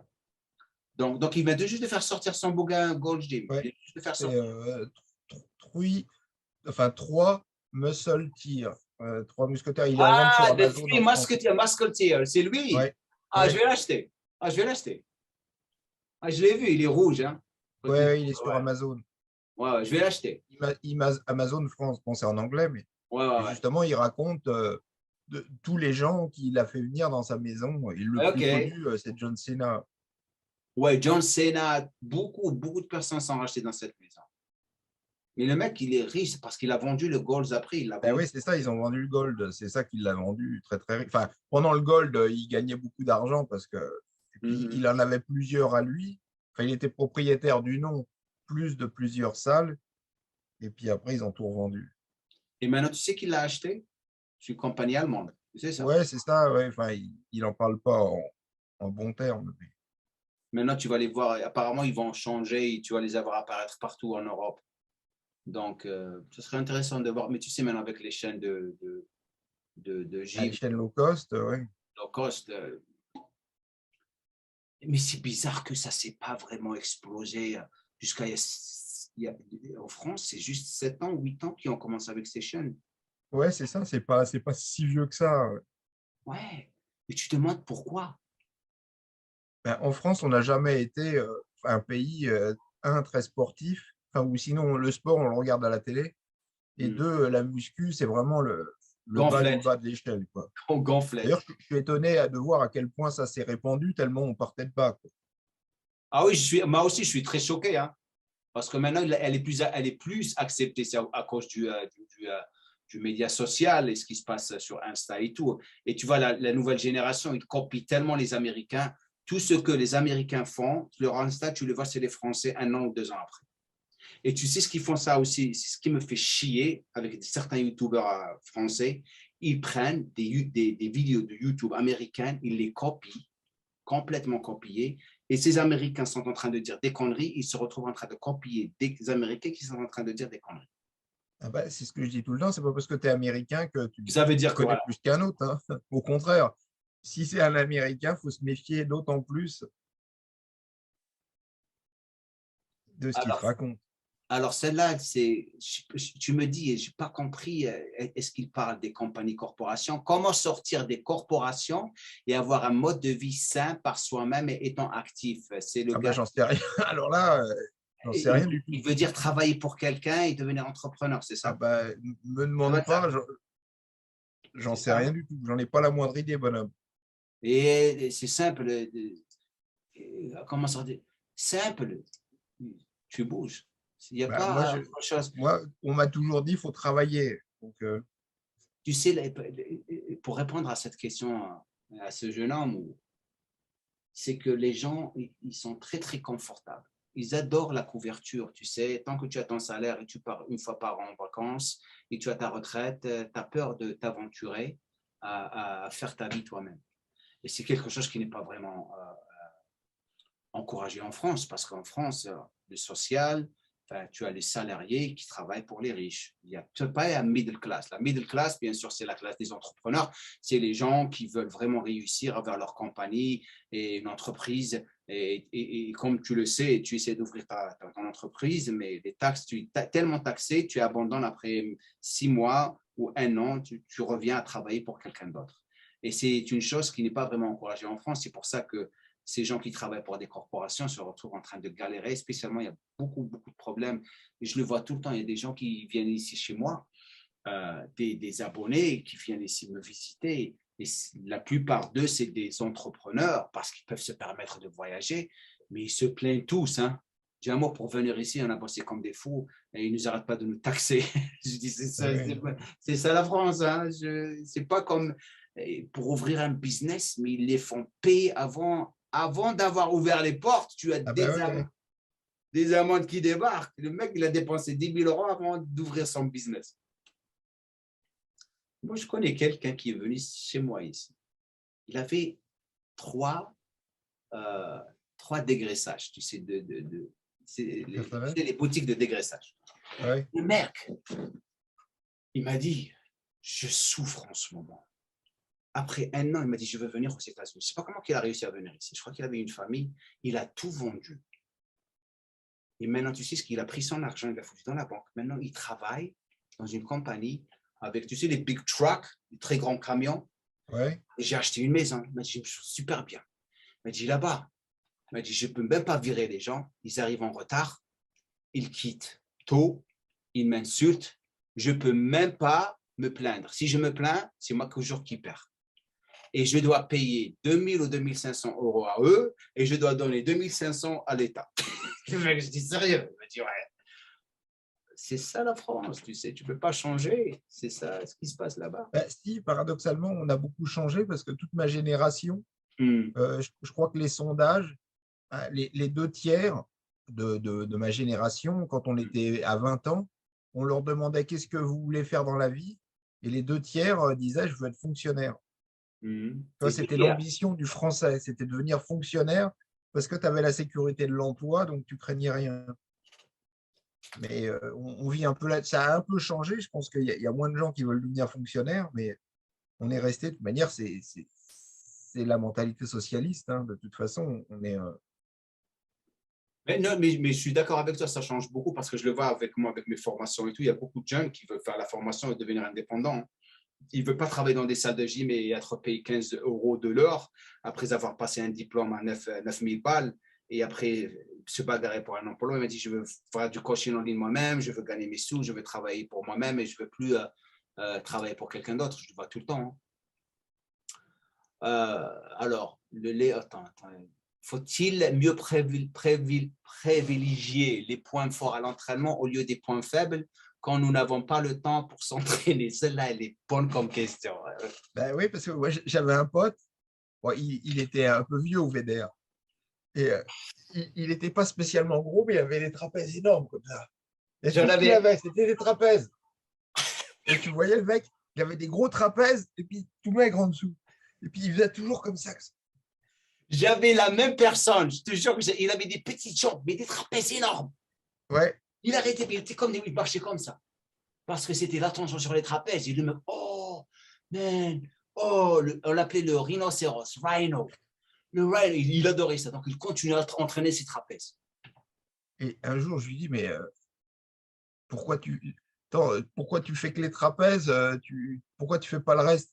Il me dit, c'est le seul muscle qui grossit, donc je me fais pas chier, je me fais plaisir, j'entraîne que le muscle. Donc tu vois, il entraîne que ses points forts. Mais... Tu sais, lorsque tu fais ça, tu n'as aucun sens des choses que tu es en train de faire. Tu pars pour passer ton temps et tu fais ça pour les gens pour qu'ils puissent te dire, ah, t'es beau père, ah, des beaux bras, t'as des gros trapèzes, ça s'arrête là. Tant qu'on te dit quelque chose de bien sur ton corps, tu es content. On t'a dit quelque chose. Mais te faire chier à travailler les points faibles, tu vas te faire chier pour pas beaucoup de croissance. Donc, je comprends le mec qui il travaille que les trapèzes. Et puis, il a dit, ouais, j'aime bien cet exercice en plus. Il tirait comme ça. Je me sens bien. Des trapèzes énormes.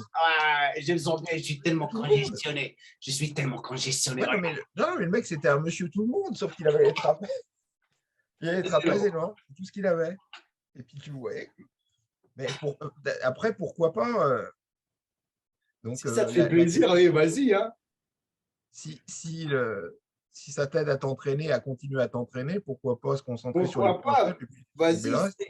Ouais. C'est ce qui te fait plaisir. Si ça te rend heureux, ouais, vas-y. Ça se voit que c'est une personne qui veut faire les choses pour lui-même, pas pour les autres personnes. Sérieusement, lui-là, je veux dire pourquoi? Parce que toute personne qui pense à ses points faibles, parce que tout le monde lui dit, ah, ça c'est un point faible, je dois travailler sur ça, je dois travailler sur ça. Je n'ai rien à foutre. Moi, je veux travailler sur mes points forts parce que ça me rend bien. Il a raison. Hein. Après, pour la compétition, c'est un peu différent, mais pour toi.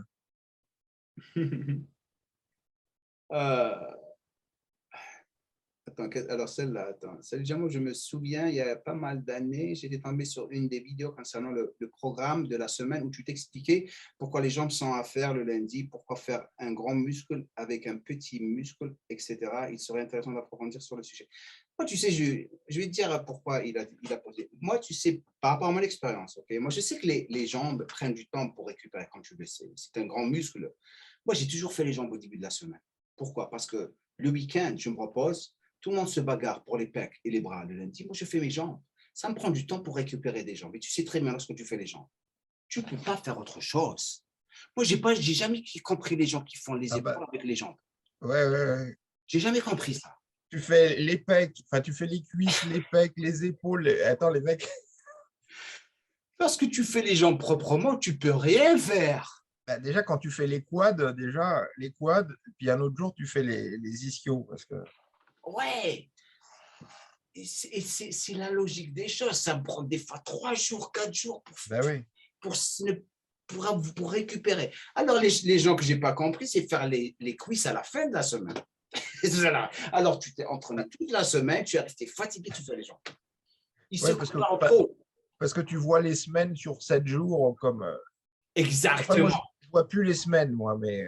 Exactement, c'est ce que je leur dis tout le temps. On dirait que les gyms sont fermés le dimanche. Ils sont pas fermés les dimanches. Mais toi, tu as ta propre gym à la salle, c'est ça? Ben oui. Tu n'as pas de faire chier. Donc, non, mais je ne compte pas les jours. Moi, je fais des cycles de 10 jours en jour. Et je m'entraîne par rapport à ce que je… Dans le bon vieux temps. Même moi maintenant, je ne me passe pas sur la semaine. Hein. C'est différent. Moi, longtemps, je me suis entraîné sur 8 jours. Exactement. Prenez en considération même les rappels. Moi, tu sais, les rappels, je ne faisais pas de rappels. Tu sais, j'avais créé une fréquence d'entraînement idéale qui se passait sur la récupération de la partie de corps que je faisais, malgré qu'on prenait des stéroïdes. Tu vois ce que je veux dire? Par exemple, si je faisais les bras, je voulais améliorer mes bras. Exemple, hein, je sais que les bras, ça prenait 24 heures à 30 heures pour récupérer.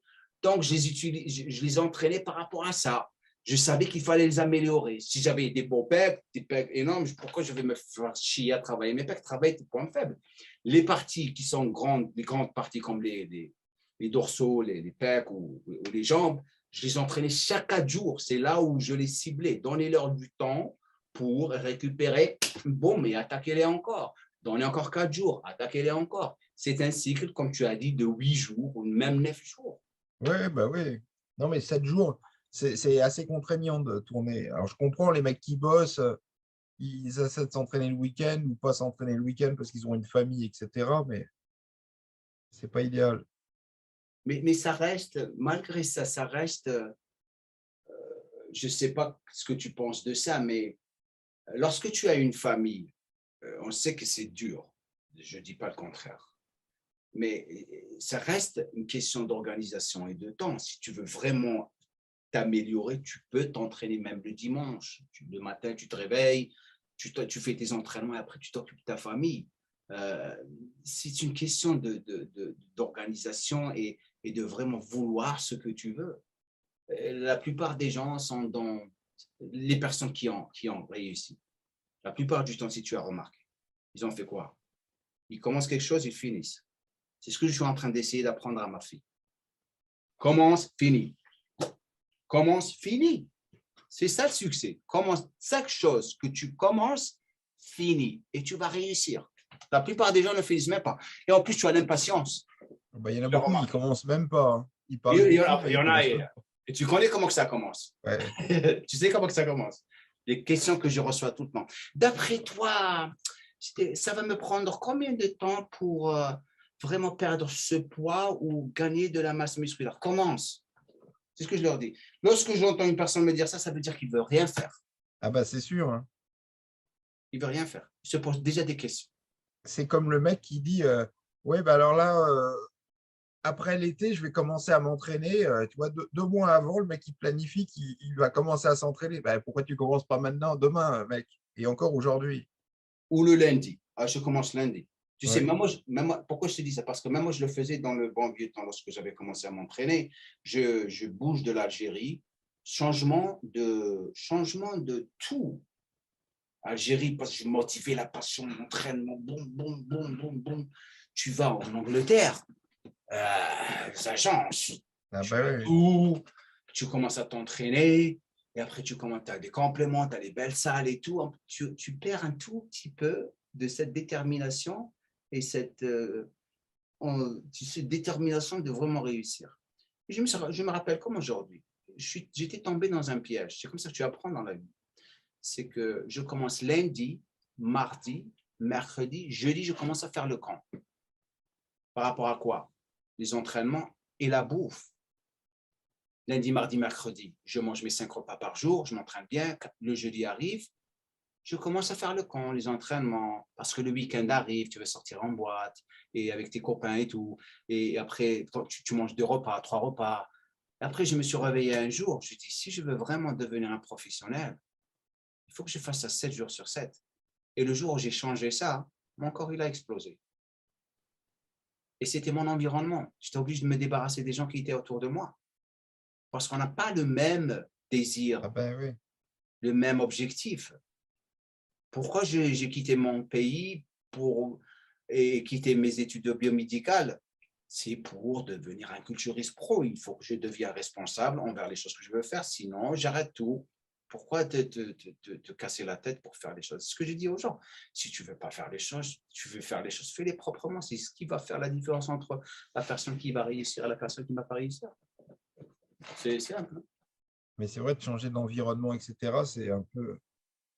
Mais en Angleterre, pourtant, les mecs, ils sont motivés, hein, plus qu'en France. Hein. Ah ouais. Oh. D'ailleurs, c'est ce qui m'a poussé à bouger en Angleterre. Les gens me disent tout le temps, pourquoi tu n'as pas immigré en France, tu es parti en Angleterre? Je n'ai jamais été attiré par la France, la vérité. Parce que la première des choses, je voulais apprendre l'anglais, parce que je parlais français. Et la deuxième des choses, j'étais obsédé par Body Power. Tu te rappelles le bouquin Body Power? Enfin, le bouquin, le magazine? Le magazine Ouais. anglais. Ouais, j'en ai plein. Anglais. Tu te rappelles, hein? Eh ben, je voyais Buchanan, je voyais Selwyn Cottrell, je voyais, comment il s'appelle, le Libanais, Eduardo Kawak dedans. Et j'adorais ce magazine. Et un de ces jours, ils m'ont approché pour faire un article pour eux. Je me rappelle comment aujourd'hui. Parce que moi, ma première salle en Angleterre, c'était le Gold Gym.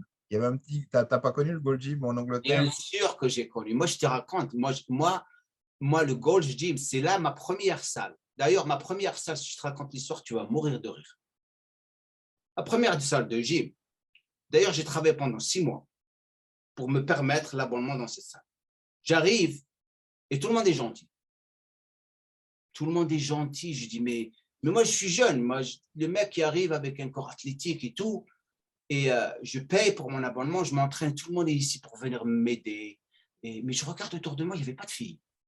Ah non. Nana, moi, si, il y en avait, enfin, il y en avait une, parce que la non, pas Gold Gym. Là, je ne te parle pas de Gold Gym, je te parle d'un autre gym. On arrive. Attends. Ah bon? Attends. Ça, c'est un autre gym à Earls Court. Ça s'appelle Earls Court Gym. Oui, ok. Donc, je rentre, il n'y avait pas de nana. Il y avait une seule nana, elle était stéroïdée. Et tout d'un coup, moi, je ne me suis même pas rendu compte que c'était un gym de homo. Et je me rappelle comme aujourd'hui, je vais aux douches. Aux douches. Ouais. J'avais mon caleçon et tout le monde venait dans les douches. Et un jour, je voulais faire un sauna, j'ouvre la porte du sauna et ce que je voyais devant moi, mais j'ai eu un cauchemar. Tu sais, j'ai pris mes clics et mes claques, j'étais mouillé, j'ai mis mes fringues et je me suis cassé, j'étais jamais revenu dans cette salle de gym. Et un jour, je suis en train de parler à un copain, je dis, il faut que je m'entraîne, il me dit, repars là-bas, tu as payé, je me rappelle, 150 livres sterling. C'est beaucoup d'argent. Ben oui. Il m'a dit, il faut que tu repartes. Moi, je suis parti là-bas. Et j'ai dit, mais j'étais comme ça. J'étais très, très énervé. Je commençais à m'entraîner. À chaque fois que quelqu'un vient me dire salut, je lui dis d'aller faire foutre. Fuck you. Sérieusement, même les gentils, qu'est-ce qu'il a ce mec? Fuck you. Et après, j'étais en train de parler à notre copain à moi. Il m'a dit, mais il y a une salle de gym, il y a un Gold's Gym à Covent Garden. Oui, c'est ça. C'est là où. Ouais. Et après, je suis parti. Et là, et là, j'ai commencé à m'entraîner. C'est là où j'ai découvert les stéros et ce qui se passait. Ah bah, les mecs, ils étaient, ouais. Oh, les mecs, comment qu'ils étaient super. Il y avait. Donc, tu descends les escaliers, tu tournes à droite. C'était. Enfin, non, t'avais. C'était tellement petit. C'était une cave qu'ils avaient convertie. Ouais. Tu sais qui s'entraînait là-bas? Tout le monde. Freddie Mercury, Sylvester Stallone, il y avait Il y avait aussi Dolph Lundgren, il s'entraînait là-bas. Et lorsque tu montais les escaliers, en face, tu avais la boutique de Frank. Tu te rappelles de ça? Juste devant toi. Ouais, c'est possible. Ouais. Ouais, c'était incroyable. C'est là où j'ai découvert. J'ai commencé là-bas. Donc, mais c'était super. C'était super. C'était tout petit. Hein. C'était Oui, mais il y avait beaucoup de charme. c'était une cave. Ouais, moi, c'était le premier endroit où je me suis entraîné à Londres. Mais tu n'es jamais parti à Muscleworks? Si, mais beaucoup plus tard. Ouais. Donc, c'est Muscleworks, c'est là où j'ai évolué toute ma carrière. Mais ouais, c'était bien, Muscleworks. Ah ouais, c'est du hardcore, il n'y a pas de femmes. Maintenant, ils acceptent les femmes, mais auparavant, pas de femmes. Bagarre, 3 bagarres par semaine, normal, avec les couteaux et Ça tout. ne m'étonne pas, ouais. Avec les couteaux et tout. Et il y avait les dealers de drogue, cocaïne, tout se passait là-bas. Je me rappelle comme aujourd'hui, je raconte une histoire marrante. Il y avait, j'avais une copine qui voulait fumer et tout. J'étais tellement protégé par tout le monde parce que j'étais le poulain de la salle. Tu vois ce que je veux dire? Le mec qui fait attention aux États-Unis, il est partout dans les magazines et tout. Et ils m'adoraient tous. Donc, lorsqu'il y a quelque chose qui arrive, ne touchez à personne. Lui, il faut le laisser tranquille. Je me rappelle, je me préparais pour la Nuit des Champions. 2001. Et le propriétaire Sav, si tu l'as connu, ils l'ont rendu fou. Ils l'ont rendu fou. Au moment où il commence à pleurer, gueuler, pleurer, je vais fermer la salle, cassez-vous. Et moi, je suis en train de m'entraîner, il me reste 1 semaine, je suis en plein diète, il ne me fait pas chier. Et je me retourne vers lui, fuck you, man. Je bagarre avec lui. Et je dis, les gens qui commençaient à quitter, moi, je suis en train de leur dire, rentrez. Ne faites pas attention à lui, parce qu'il s'est bagarré avec quelqu'un d'autre. C'était tellement marrant, tellement marrant. Mais c'était une gym très, très, très spéciale. Pour moi, tu sais, lorsque j'étais parti pour la dernière fois, parce qu'ils ont déménagé de là-bas, ils ont bougé à une location juste, je crois, 1 rue après, plus énorme. Je dis, ça, ne quitte pas encore. Je veux voir la salle avant que tu la fermes. Parce que je voulais, ça faisait 17 ans, 18 ans que je n'étais pas parti. Ouais. Et j'ai eu la chance, je m'a dit non, t'attends. Donc, je suis parti et j'ai passé du temps. J'étais très, très émotionnel. J'ai même fait un blog sur la salle. Mais la salle, cette salle était incroyable. Incroyable. Je disais, le mec, il s'est fait pris par les flics. Parce que c'est le. Ouais, mais je sais qu'il s'est fait arrêter. Je l'ai vu dans les. C'est le dealer, un des plus grands dealers de stéro dans l'Angleterre. On avait une pharmacie, sérieusement. J'avais ramené Paul Dillette. Paul Dillette est rentré à l'intérieur, il était comme un gamin chez Walt Disney, là, ils vendent les poupées, ils étaient comme ça, oh mon Dieu, il a tout. C'est ça. Mais c'était différent. Ah bah oui, parce qu'il y avait au moins 7 à 10 pros IFBB qui s'entraînaient. Ouais. Enfin, moi, quand j'y allais, en tout cas. Ouais, c'était tous des monstres. Hein. Et toujours la même école. Tu rentres, tu bosses. Hein. Tu ne bosses pas, ils vont te le dire. Moi, à un moment donné, lorsque je commençais à percer, j'ai eu beaucoup de problèmes de jalousie. Tu sais, j'étais très émotionnel du point de vue comment que ça se fait, de certains pros. Hein. Et comment que ça se fait? Il est amateur, il est déjà sur les magazines américains et tout. Parce que je disais, pas de ma faute, moi je suis sur le marketing. C'est parce que tu as un physique marketable, bien sûr. Oui. Et j'ai eu beaucoup de problèmes à un moment donné. Pas du point de vue physique, mais plus. Les gens, ils détestaient que tu aies du succès avant eux. Et j'avais quitté la salle pendant un an, je crois. Et ça lui a pas fait... Je ne peux pas m'entraîner ici, ça. Je vais aller autre part. Donc, j'ai quitté la salle pendant un an où je me suis entraîné autre part. Ce n'était pas la même chose. Hein.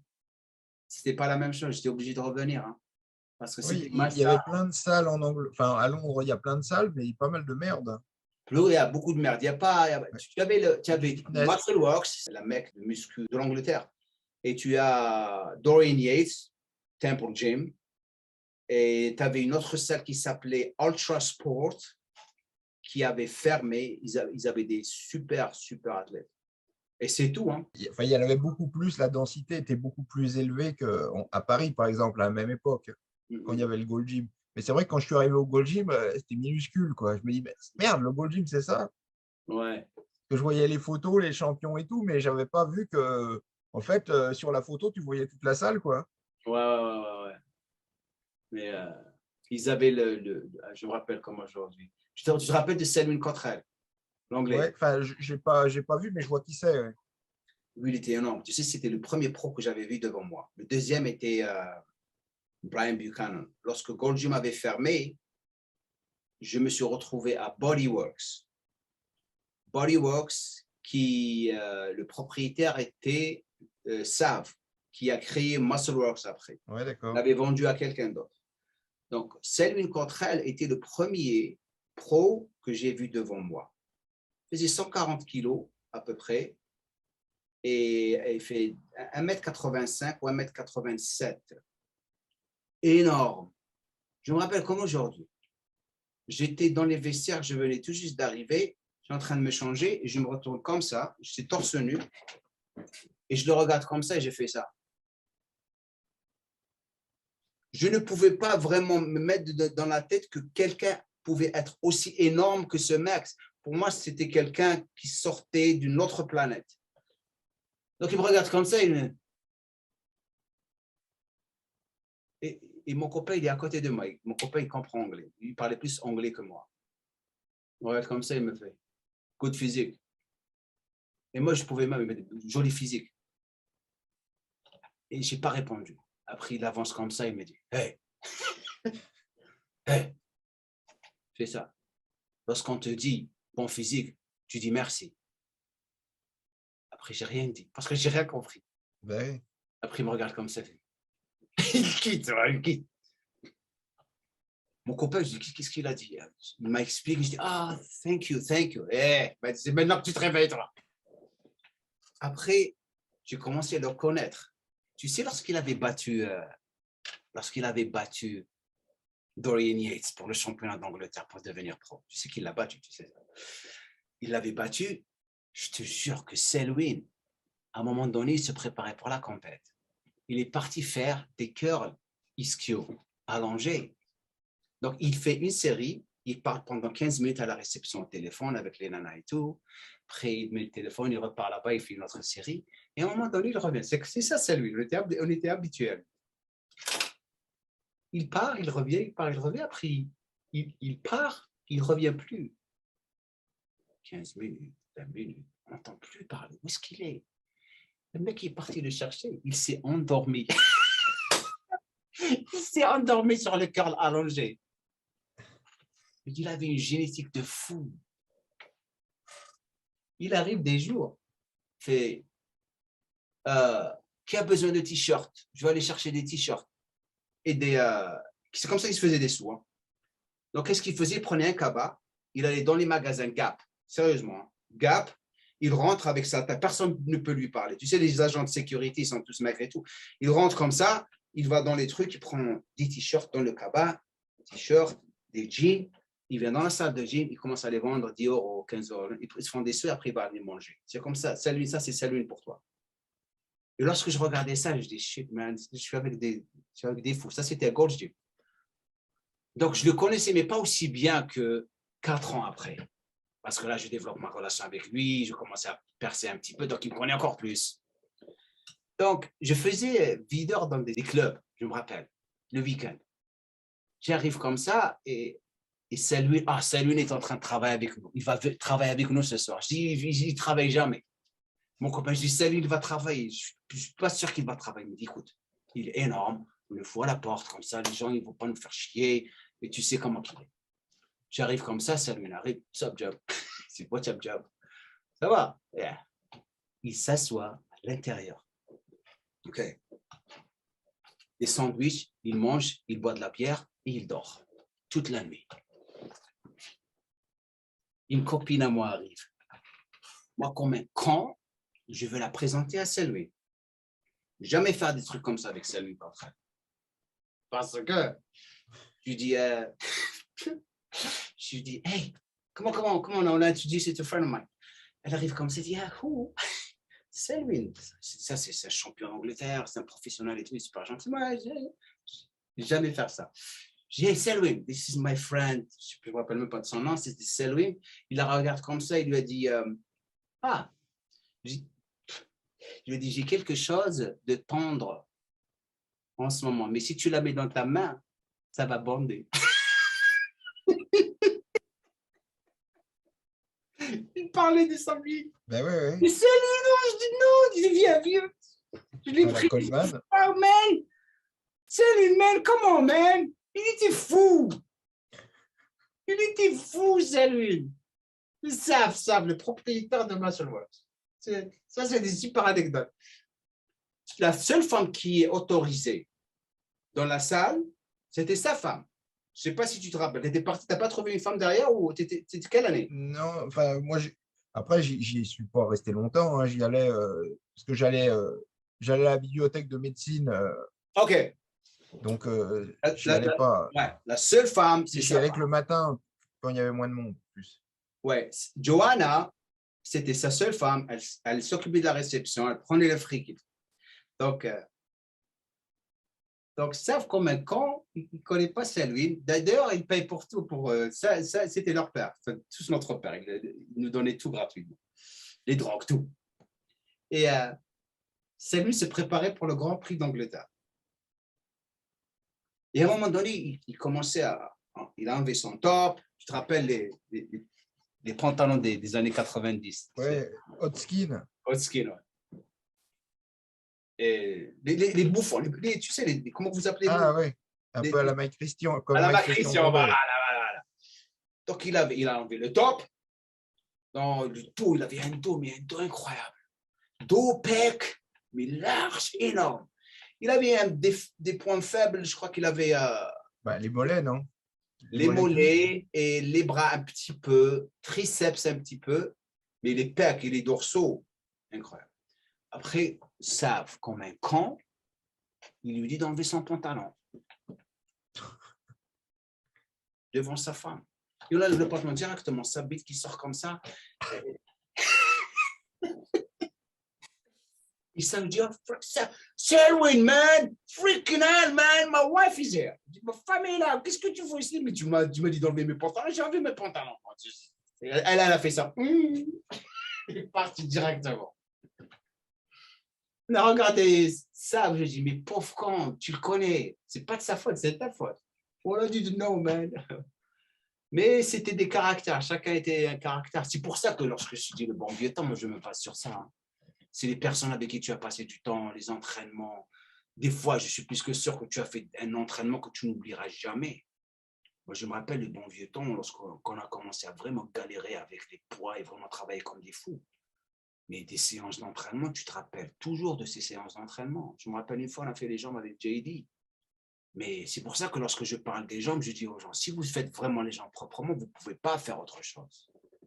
Je me rappelle, on s'est mis un défi à faire 4 séries de 20 répétitions avec 180 kilos.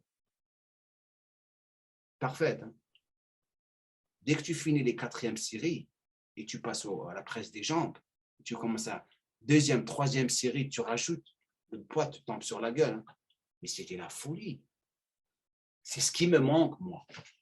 Lorsque je vois ces gens maintenant en train de s'entraîner, ce qu'ils font avec leur téléphone et tout, certes, c'est un autre monde. Peut-être même nous, si on était durant cette période, on avait évolué, on serait comme eux. Hein?